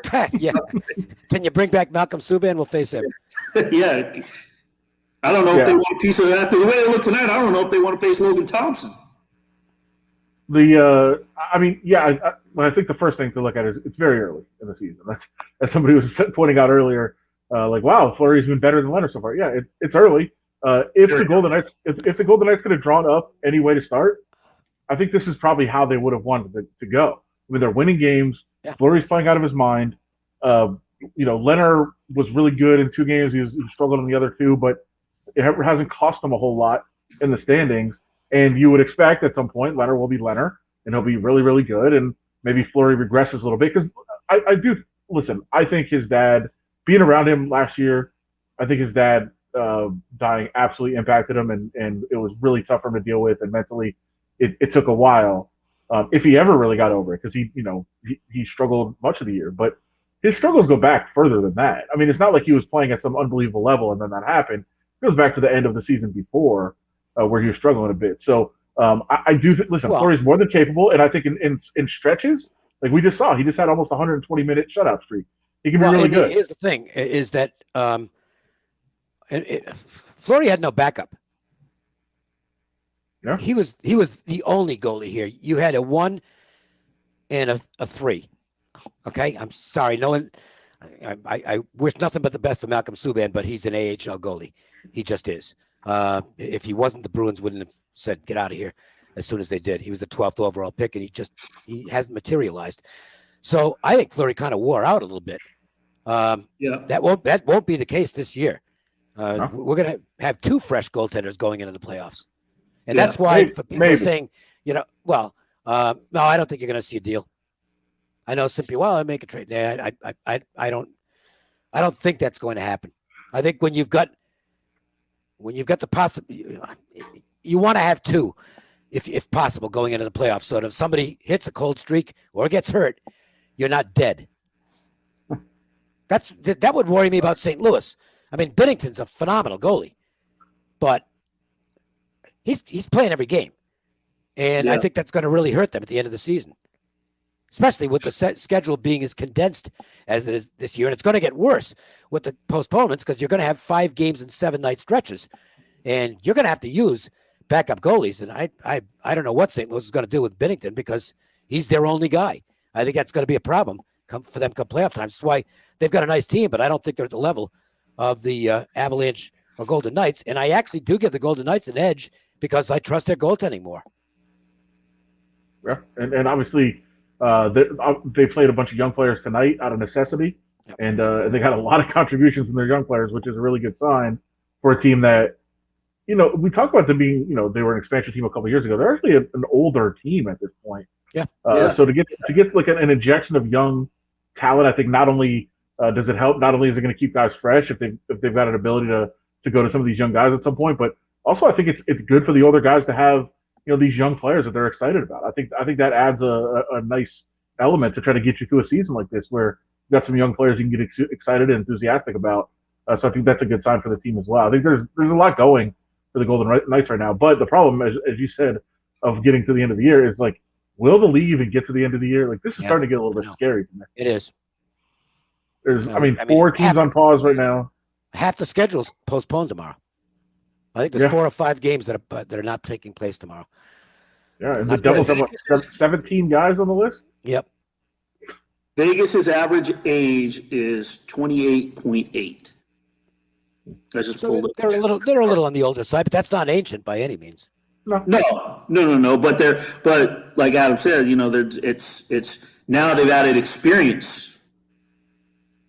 So they over the years they have a lot of veteran players, and they had veteran players that first year, but they were coming together and they were the misfits. The misfits, right? They're no longer a young new team. They're definitely an experienced, veteran laden squad.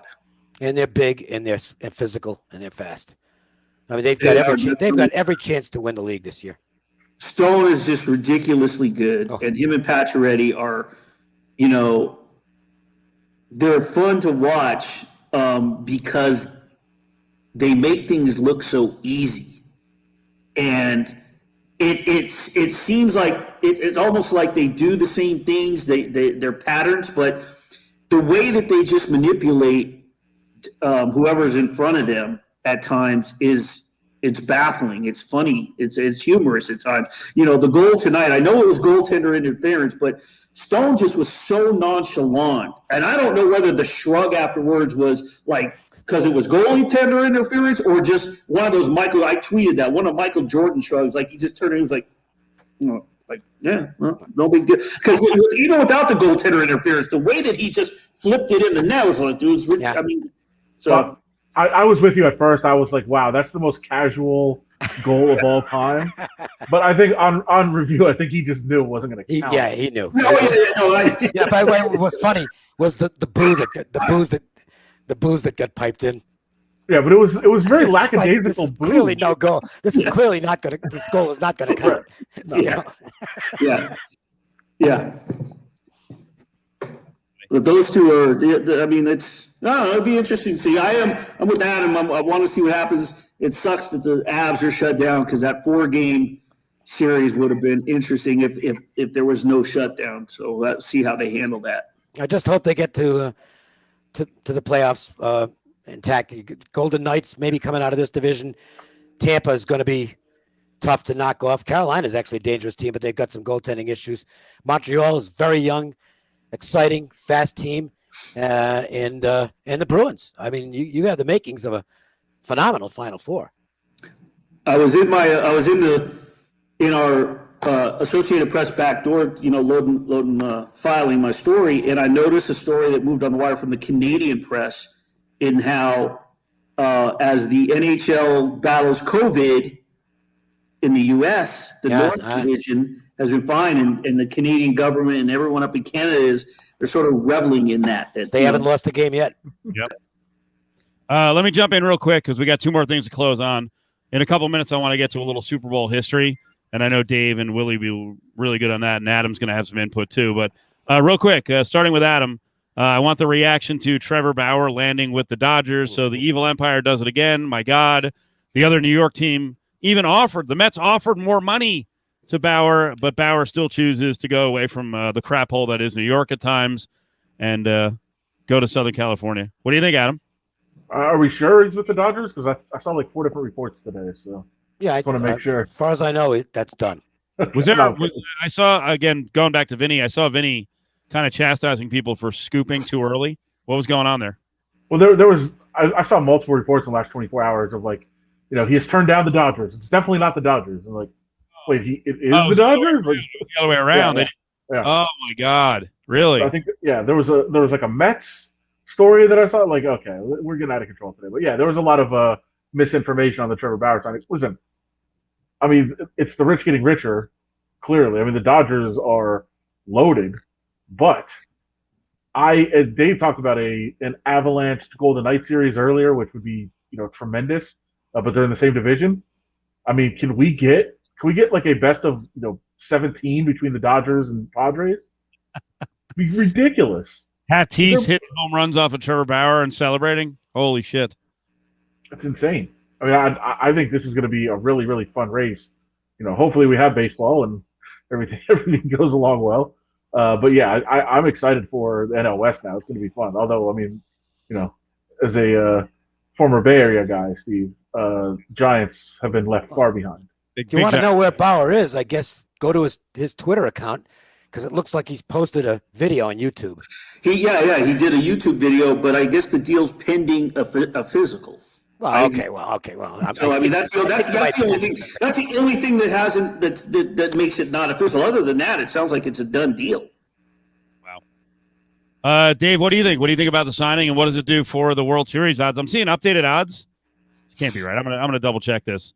Dodgers 5-1 to win the title. Yankees 6, Padres 7. Should the Dodgers be a bigger favorite? They might become a bigger favorite because I think you'll see some action come in on them at 5-1. But they do rate as the favorite, whatever the price ends up being. They have to be the favorite. They're the defending champions, and they just got better. The Padres certainly look like the best competition for them in the National League. And that's why I hope things are open, because even if it costs a few extra dollars, I want some seats for some Dodgers-Padres games at Petco this year. Oh, how great will that be? Oh, boy. You know who will join you for that, Dave, is Seat Williams, because he's a big Padre fan. He's a San Diego guy. He's all San Diego. That to me, a dream week would be, and I don't have this baseball schedule, but let Del Mar be open and the Dodgers playing at San Diego at the same time. My days will be complete. That's tough though. You got because day games are so good at Petco. That in that case, you need a night game. Oh, I actually am a night game fan in baseball. Okay. I mean, it's good. And, I think the reason for that is, particularly in San Diego, and the gas lamp. I mean, it's okay during the day, but the gas lamp at night is well, that's why you have lunch or even like a late brunch in Gaslamp, and then go to a game, and then it's happy hour. You jump into the bars in Gaslamp. It's perfect. There is a STK right by the stadium now, by the way. Oh, really? Oh yeah. It's right there. What is it? Tilted Kilt there too? That's closed. Oh, it did? Yeah. Oh, geez, they had some good-looking women in there. Always. But yeah, there's STK really right good-looking there. women. None of them looked at me, but I sure looked at them. We did the show from there a couple times. William Hill, we did. Yeah, William Hill is the Dodgers down to 220. How about no, it's not. How about don't worry about the playoff rotation. The regular season rotation, Rick was saying Bauer is still the number 3 in the rotation. I don't agree with that. I think it's Buehler, Bauer, Price, then Kershaw. In terms of like true, slots during the regular season and reliability, what do you think? Am I out of control that Kershaw's all the way down to 4? I think I probably still have him ahead of Price because Price didn't pitch at all last year, and I'm not sure of his effectiveness as a starter anymore. Price, don't rule out that Price could end up, especially with Jensen. Who knows him at this point? And Price has closed in the past. He could end up as a key bullpen piece. Look, I off last year, Bauer has to be the number 1. So I think they're getting it from MLB Network at a graphic tonight, and they had 6-man rotations for both teams, and they had Bauer as the number 3. But I think you're right. I think Bauer's 1, but they had Buehler, Kershaw, Bauer, Price, Urias, and May. But then, that is ridiculous. But the Padres is ridiculous too. I mean, it's not like that. Oh, I know. It's close. But like Snell, Darvish, Musgrove, Paddock, LeMay, and Mackenzie Gore. It's not close. Stop. Well, I mean, if Mackenzie Gore is, 180 innings and 210 strikeouts, like right out of the gates, then maybe, but that's not close. Come on. Well, Darvish is really right good. there with anybody. Paddock. Now, I know this is an unpopular stance, but I think Paddock's a bullpen guy. He's only got 2 pitches. He's got a fastball and a change. Okay, 2-pitch pitchers are not great starters as a rule, unless it's just off the chart stuff. And his stuff is good, but it's not that good. If he's your fifth starter, though. Well, that's fine if he's the number 5. But I actually, to me, I'd rather see him in the bullpen. They don't have. That's the difference right now. Is the Dodgers have a way better bullpen in terms of available arms than the Padres do. I mean, the Dodgers I would move Paddock to the bullpen because you need a stud out there. I mean, look, Darvish is their number 1. Look, forget if you're thinking about the Darvish in the playoffs from a few years ago. That guy, forget about him. Okay, his stuff.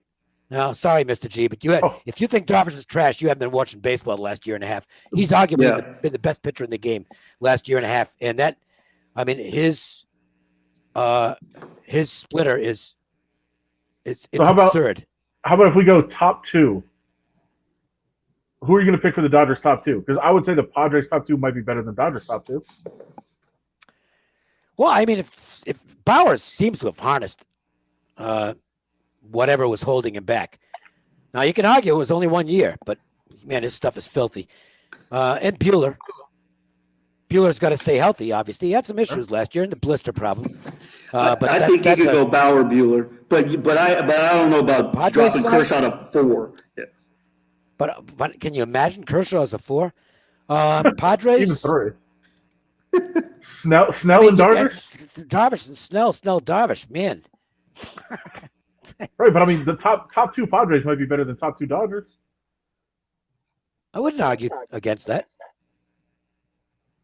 I might be higher than Darvish on some people. I know I'm higher on him than Mr. G, evidently. But Darvish he was phenomenal. He was absolutely great. He was as dominant as any pitcher in baseball last year.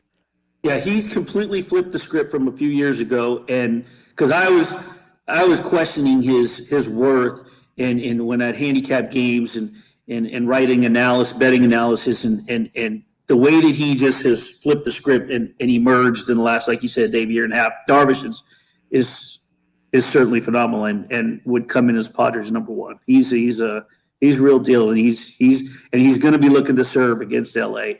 It's just a matter of what that lineup does when those two meet and who's up, who's up in the rotation.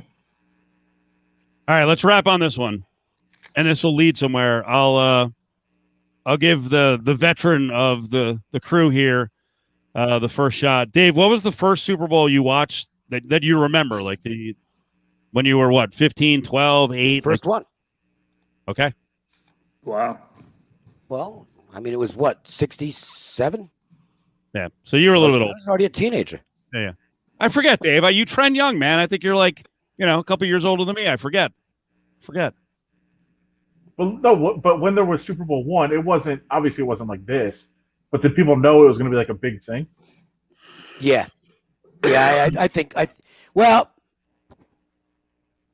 it really became big in Super Bowl III. Yeah. And by the way, I misspoke on Darvish. It's his cutter, not his splitter. The cutter is just ridiculous. Namath, Super Bowl III. That's where it really took off. Because Namath was, I mean, you imagine Namath today? Oh, yeah. He was gigantic, and he was an amazing talent before his knees went completely bad. Just banging out women left and right. Imagine everybody. If you were a hot celebrity broad, like every 2 months. If you were a teenage guy, you wanted to be Joe Namath. Even if you hated New York teams, you wanted to be Joe Namath. Damn, because Joe Namath was the coolest guy on the planet. Okay, he just was. That's awesome. Willie, you're a little older than me. What was the first Super Bowl you remember watching? Super Bowl 12, 1978, Cowboys 27-10. Doomsday defense. They beat the Denver Broncos.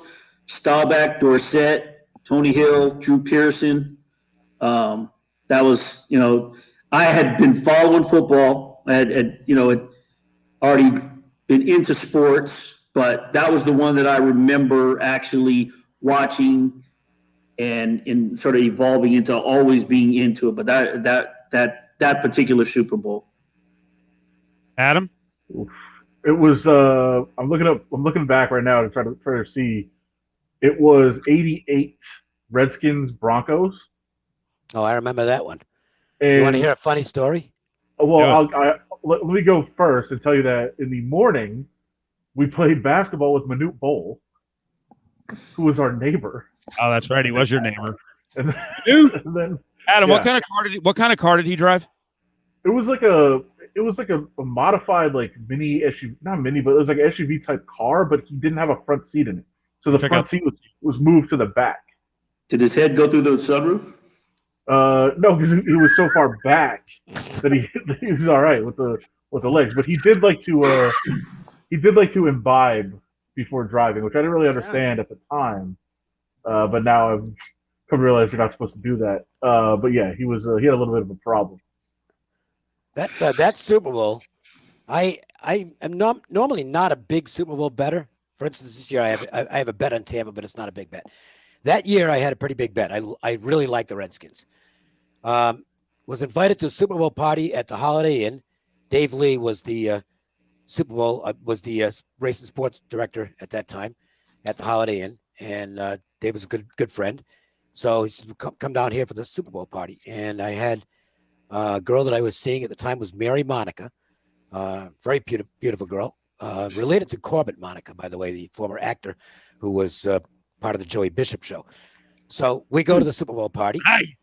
Yeah, she's from Palm Springs. Nice girl, really nice girl, very pretty.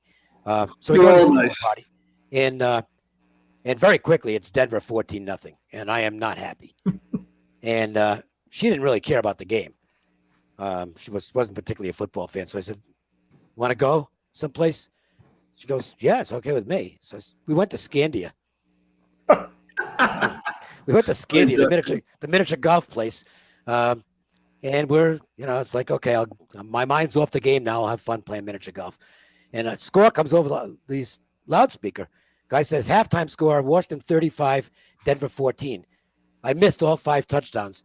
Had no idea that it even happened. Was that the went from Timmy being in a Smith pretty game? bad mood to a very good mood. And then we went back to the Holiday Inn.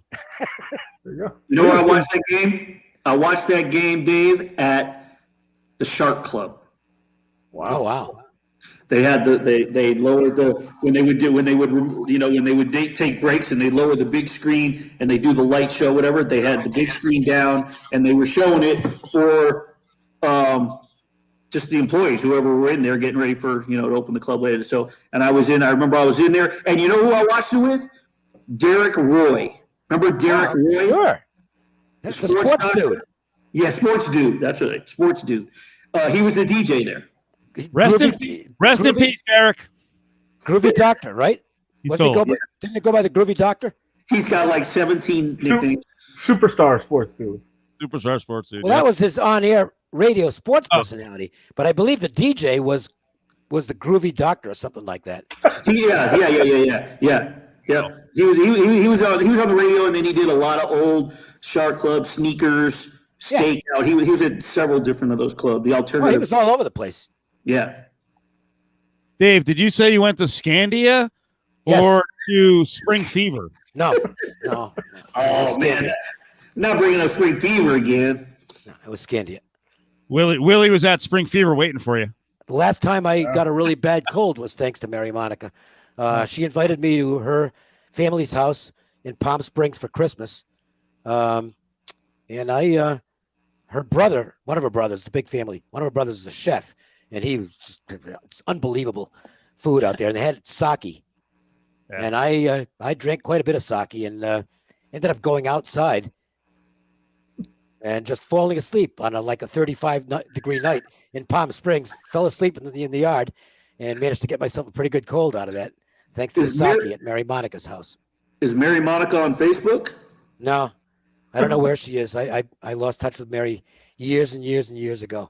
Really nice girl, though. Just terrific girl. The whole family was just outstanding people. All right, so I was going in a direction here. The first one I can remember, first Super Bowl, and I talked about this on the air, but I wanted to expand on it and actually get especially David on this one.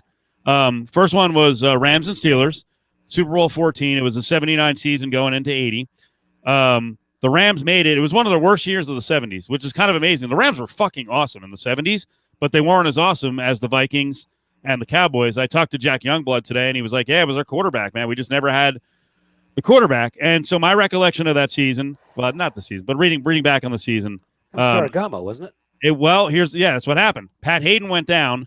Ferragamo in the playoffs, they finally beat the Cowboys 21-19 in the division round. Then they faced the Yucks, right? The Buccaneers had the miracle team with Ricky Bell and Doug Williams. That was a 9-0 game in the NFC title game. So the Rams make the Super Bowl. They've got this unreal defense. Dave knows this. I mean, the Rams were good. They were great defense. Well, they play the Steelers, and I remember as a kid, I was kind of a Steeler fan. Kids glom on the winners, and then after that, 1980 and a half, 81, I was like, Jets, yay, and fucking lifetime of misery. But even as a kid, I remember, because the Steelers were going for their fourth Super Bowl, the Steelers struggled in that game. They trailed going to the fourth quarter. Oh, they should have lost the game. Nolan Cromwell had a pick six that got called back because of a holding penalty. It was a phantom call. It was bullshit. Oh, here we go. All right. It was. And I had the Rams the game, and I still would have covered if Frank Corral hadn't missed an extra point. You remember the number was 10.5, 11. Yeah. 10.5 point favorites the Steelers were going into the game. So Adam will appreciate this. I started twirling this whole thing going back to going back to Cocaine Cowboys, right? And the guy on Cocaine Cowboys said in 1979, the year before, the Cowboys and the Steelers were hanging out in Miami before the game, and he just said the line, right? He said the entire line was at his house fucking snorting coke 2 days before the game. Which, wow. Again, but Dave, is it that unbelievable in Miami? No. That they may have been doing that because coke was in Miami so goddamn big. Yeah, and that's the thing in Miami. Wait a minute. Dude, the stories about the Bills in Tampa. Okay, wait, but forget Miami and Tampa. If you read Hollywood Henderson's autobiography, he talks about where he had the nasal spray bottle where that you spray up to dry your size, whatever, dry your. He writes about it. How he had water and cocaine, and I think the line was, and there I was standing on the sidelines in the Superdome snorting cocaine. He had it in a nasal. One of the greatest autobiographies, just lively book. How he was dating one of the Pointer Sisters. It was crazy. Hollywood Henderson doing coke during the game, and that was the game the game against Denver. So that was the year before Pittsburgh Cowboys. Now, I'm drawing a long line here, but I wonder if the Steelers going into that Rams game were focused, and two, I wonder if they were doing any of the same stuff that they allegedly had done, according to this John Roberts, smuggler on Cocaine Cowboys. He said the entire front line, didn't specify D or offense, snorted at his house 2 days before they beat the Cowboys. But I wonder, hey, the game was at the Rose Bowl. Southern California was like mountains of cocaine everywhere. Again, I have no proof or anything. I wonder about focus of certain teams when that stuff was going on. So somebody wanted to know, Dave, what would you say to Mary Monica if she was here right now? I would ask her if she's still singing, because Mary she was a beautiful singer, and she used to perform at some like piano bars around town and stuff like that. I mean, she was really talented, great girl, but I haven't seen her in 30 years. Dave, did you ever watch a Super Bowl game and you're like, hey, there's something? Did you think the Rams Steelers game was fishy? You ever think that a game could be shaved fishy? No, not really. Okay. Because it's not going to come down to one play. If it is, there's going to be a bunch of stuff. All right. It's like when I was booking when the Boston College stuff took place, and there was one game that we didn't. There weren't a lot of games on TV back then, right. But I do remember one game, and I don't remember who they were playing. It might have been Holy Cross, and it's like they're really having a bad game. I mean, but the shots were so bad. It was like, what is going on here? And I lost money in the game from a booking standpoint, and then found out why later on. But normally, no. There's only been a few games over the years and they've been college games, never one at the pro level, where it's been like, what's going on? There's a couple of one, and I know I think it was BYU was the opponent. It was a Hawaii home game, and it was really bad, and I mean really bad, to the point that this game's dirty, and it was on the official. It was on the. There's been some Hawaii games. Yeah, it was on the official. It was the officiating. It wasn't the players. They were just making up calls. Really? And it was really bad. Yeah. I mean, it was obvious. That's the thing, is that when something is going on, these guys this isn't Robert Redford and Jack Nicholson acting roles, okay? It's really bad when they are tanking. It's like when I hear, oh, they're tanking. If they were tanking, you'd know it. You'd really know it. You'd know it by the lineups that are out there and by the coach's approach. When the 76ers were tanking, anytime they were up in a game, he pulled the starters off the floor. That's tanking, okay? And to me, that was fixing. You might as well have been fixing it because, well, you just might as well have been. And to me, it's always been more. Sorry, most officials are completely on the level and would never do such a thing. But I do think there have been a few renegades over the years, and we know the name of one of them, and they were absolutely intentionally affecting outcomes of games. Yep. I can't say the name because I don't want to get sued. Right. Dave, do you remember Carol Rosenblum? Sure. You know what happened to him? Well, the official coroner's reports that he drowned. Right. Well, Adam's laughing because we watched a front line. We talked about it about 2 months ago. We watched a front line, an old PBS front line on gambling in the NFL. It was probably 1981 or two. Yeah. And they drew some links there that Carol Rosenblum liked to bet a lot. So there's been a few NFL owners. The Eagles owner, Leonard Toes doesn't rhyme with lose, or whatever his nickname was. He apparently wasn't a great prognosticator. Well, he got destroyed in Atlantic City playing craps too, I think. That happens to people. It's the weirdest thing is when people who are in the gambling business go broke gambling. Yeah. The owner of the Aladdin basically lost the hotel playing Baccarat at Caesars. Now, how fucking dumb is that? You own a casino. You own a casino and you're blowing your money at another casino. Yep. At least if you're going to play and lose, do it in your own house. Yeah. We all know an NFL owner who loves, or a former NFL owner who loves to bet sports to this day, Eddie DeBartolo. He loves to bet sports. That's why it was part of the reasons he was pushed out, I'm sure. I don't know that was, that was not the official charge, but yeah. All right, one more time around the room. So, Dave, what's your pick for the game?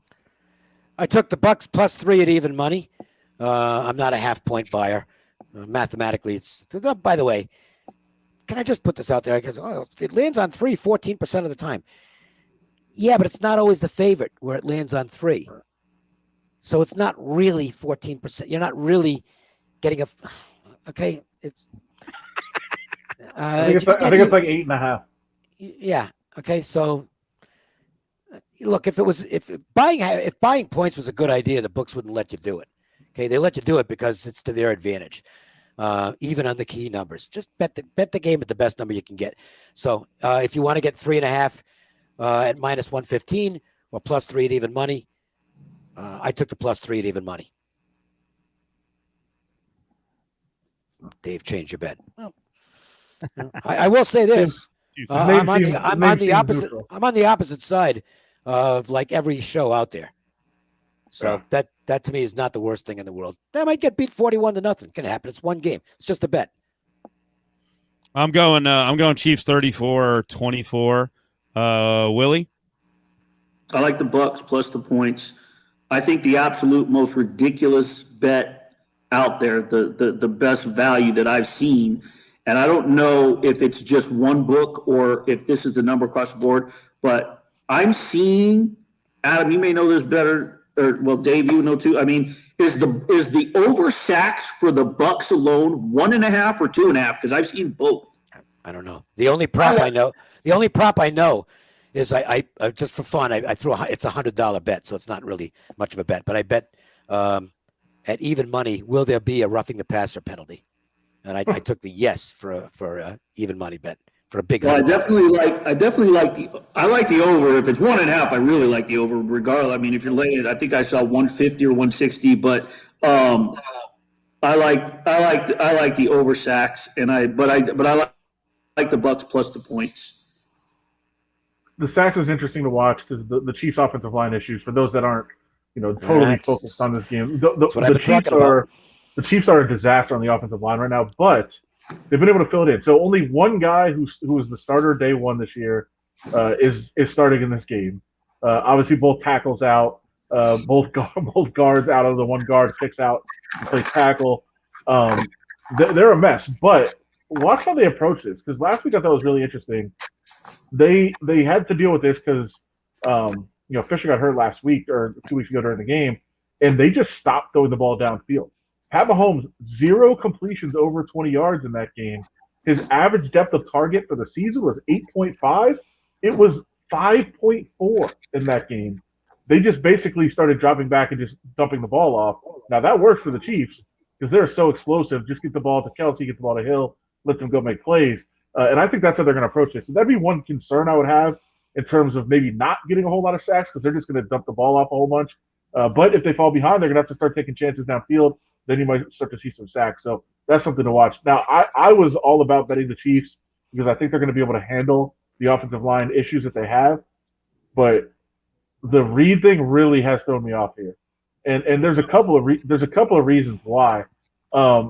obviously that's a distraction for the team and for the head coach. Like, it's not just an assistant coach; it's your son. So, like, what is going on there? And by the way, I'm sorry for being this like blunt about it, but let's just be honest. This kid is in critical condition. Yeah. Like, if this kid dies in the next 48 hours, like, that completely changes the dynamic of all of this. And so, like, and as gross as it is to say, and I admit that it's gross to be looking at that from a handicapping angle, but it's true. Like, what do they do if this whole situation changes like that in the next 48 hours? They're screwed. And here's another part that I haven't seen anybody talking about. Like, there's going to be an investigation of where he was drinking. Like, was it at the facility or did he go out? And if he went out, was he with other coaches? And is there going to be a bunch of coaches that now can't coach because they went to a bar?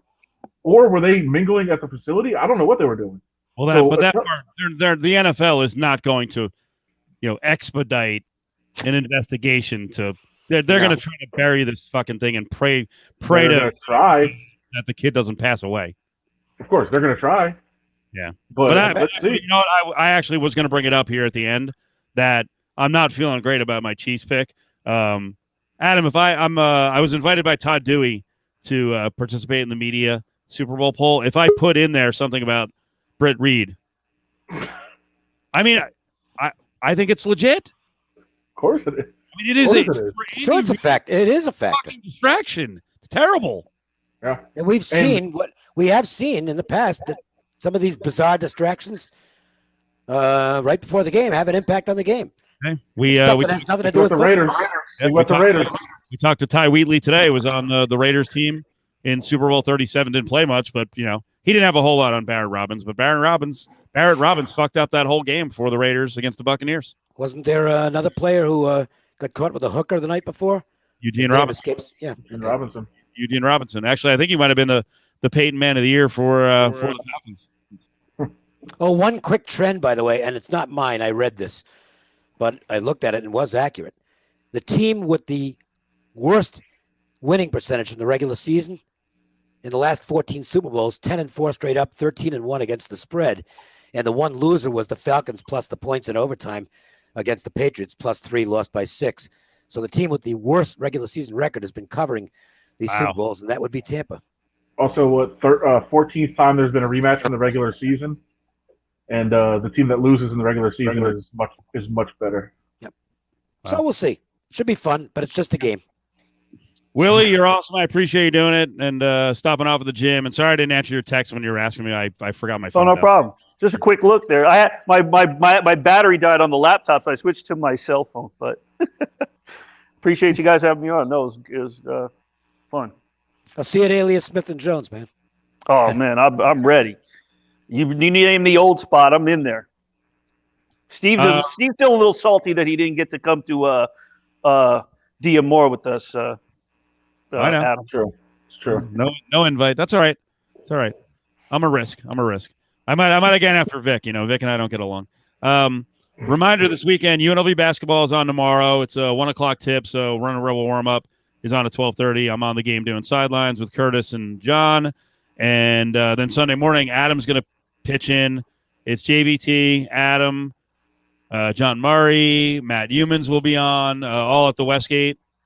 Adam, that's a 10 a.m. start or 9 a.m.? Did you guys figure it out? 10 to noon. Okay, 10 to noon. So if you get into the Westgate, it's going to be pretty tight there. But if you get in, stop by and say hi to the guys. And if you don't, listen at 10 o'clock. So, Dave? Crazy sports weekend in Vegas, too. UNLV games. Henderson Silver Knights tomorrow, their first game. Golden Knights play Super Bowl Sunday at noon. And UFC back in Las Vegas tomorrow, too. So that's right. Holy shit. Oh, that means Adam will probably write the over-under on Adam's articles has been installed at 17.5. I'll take the over.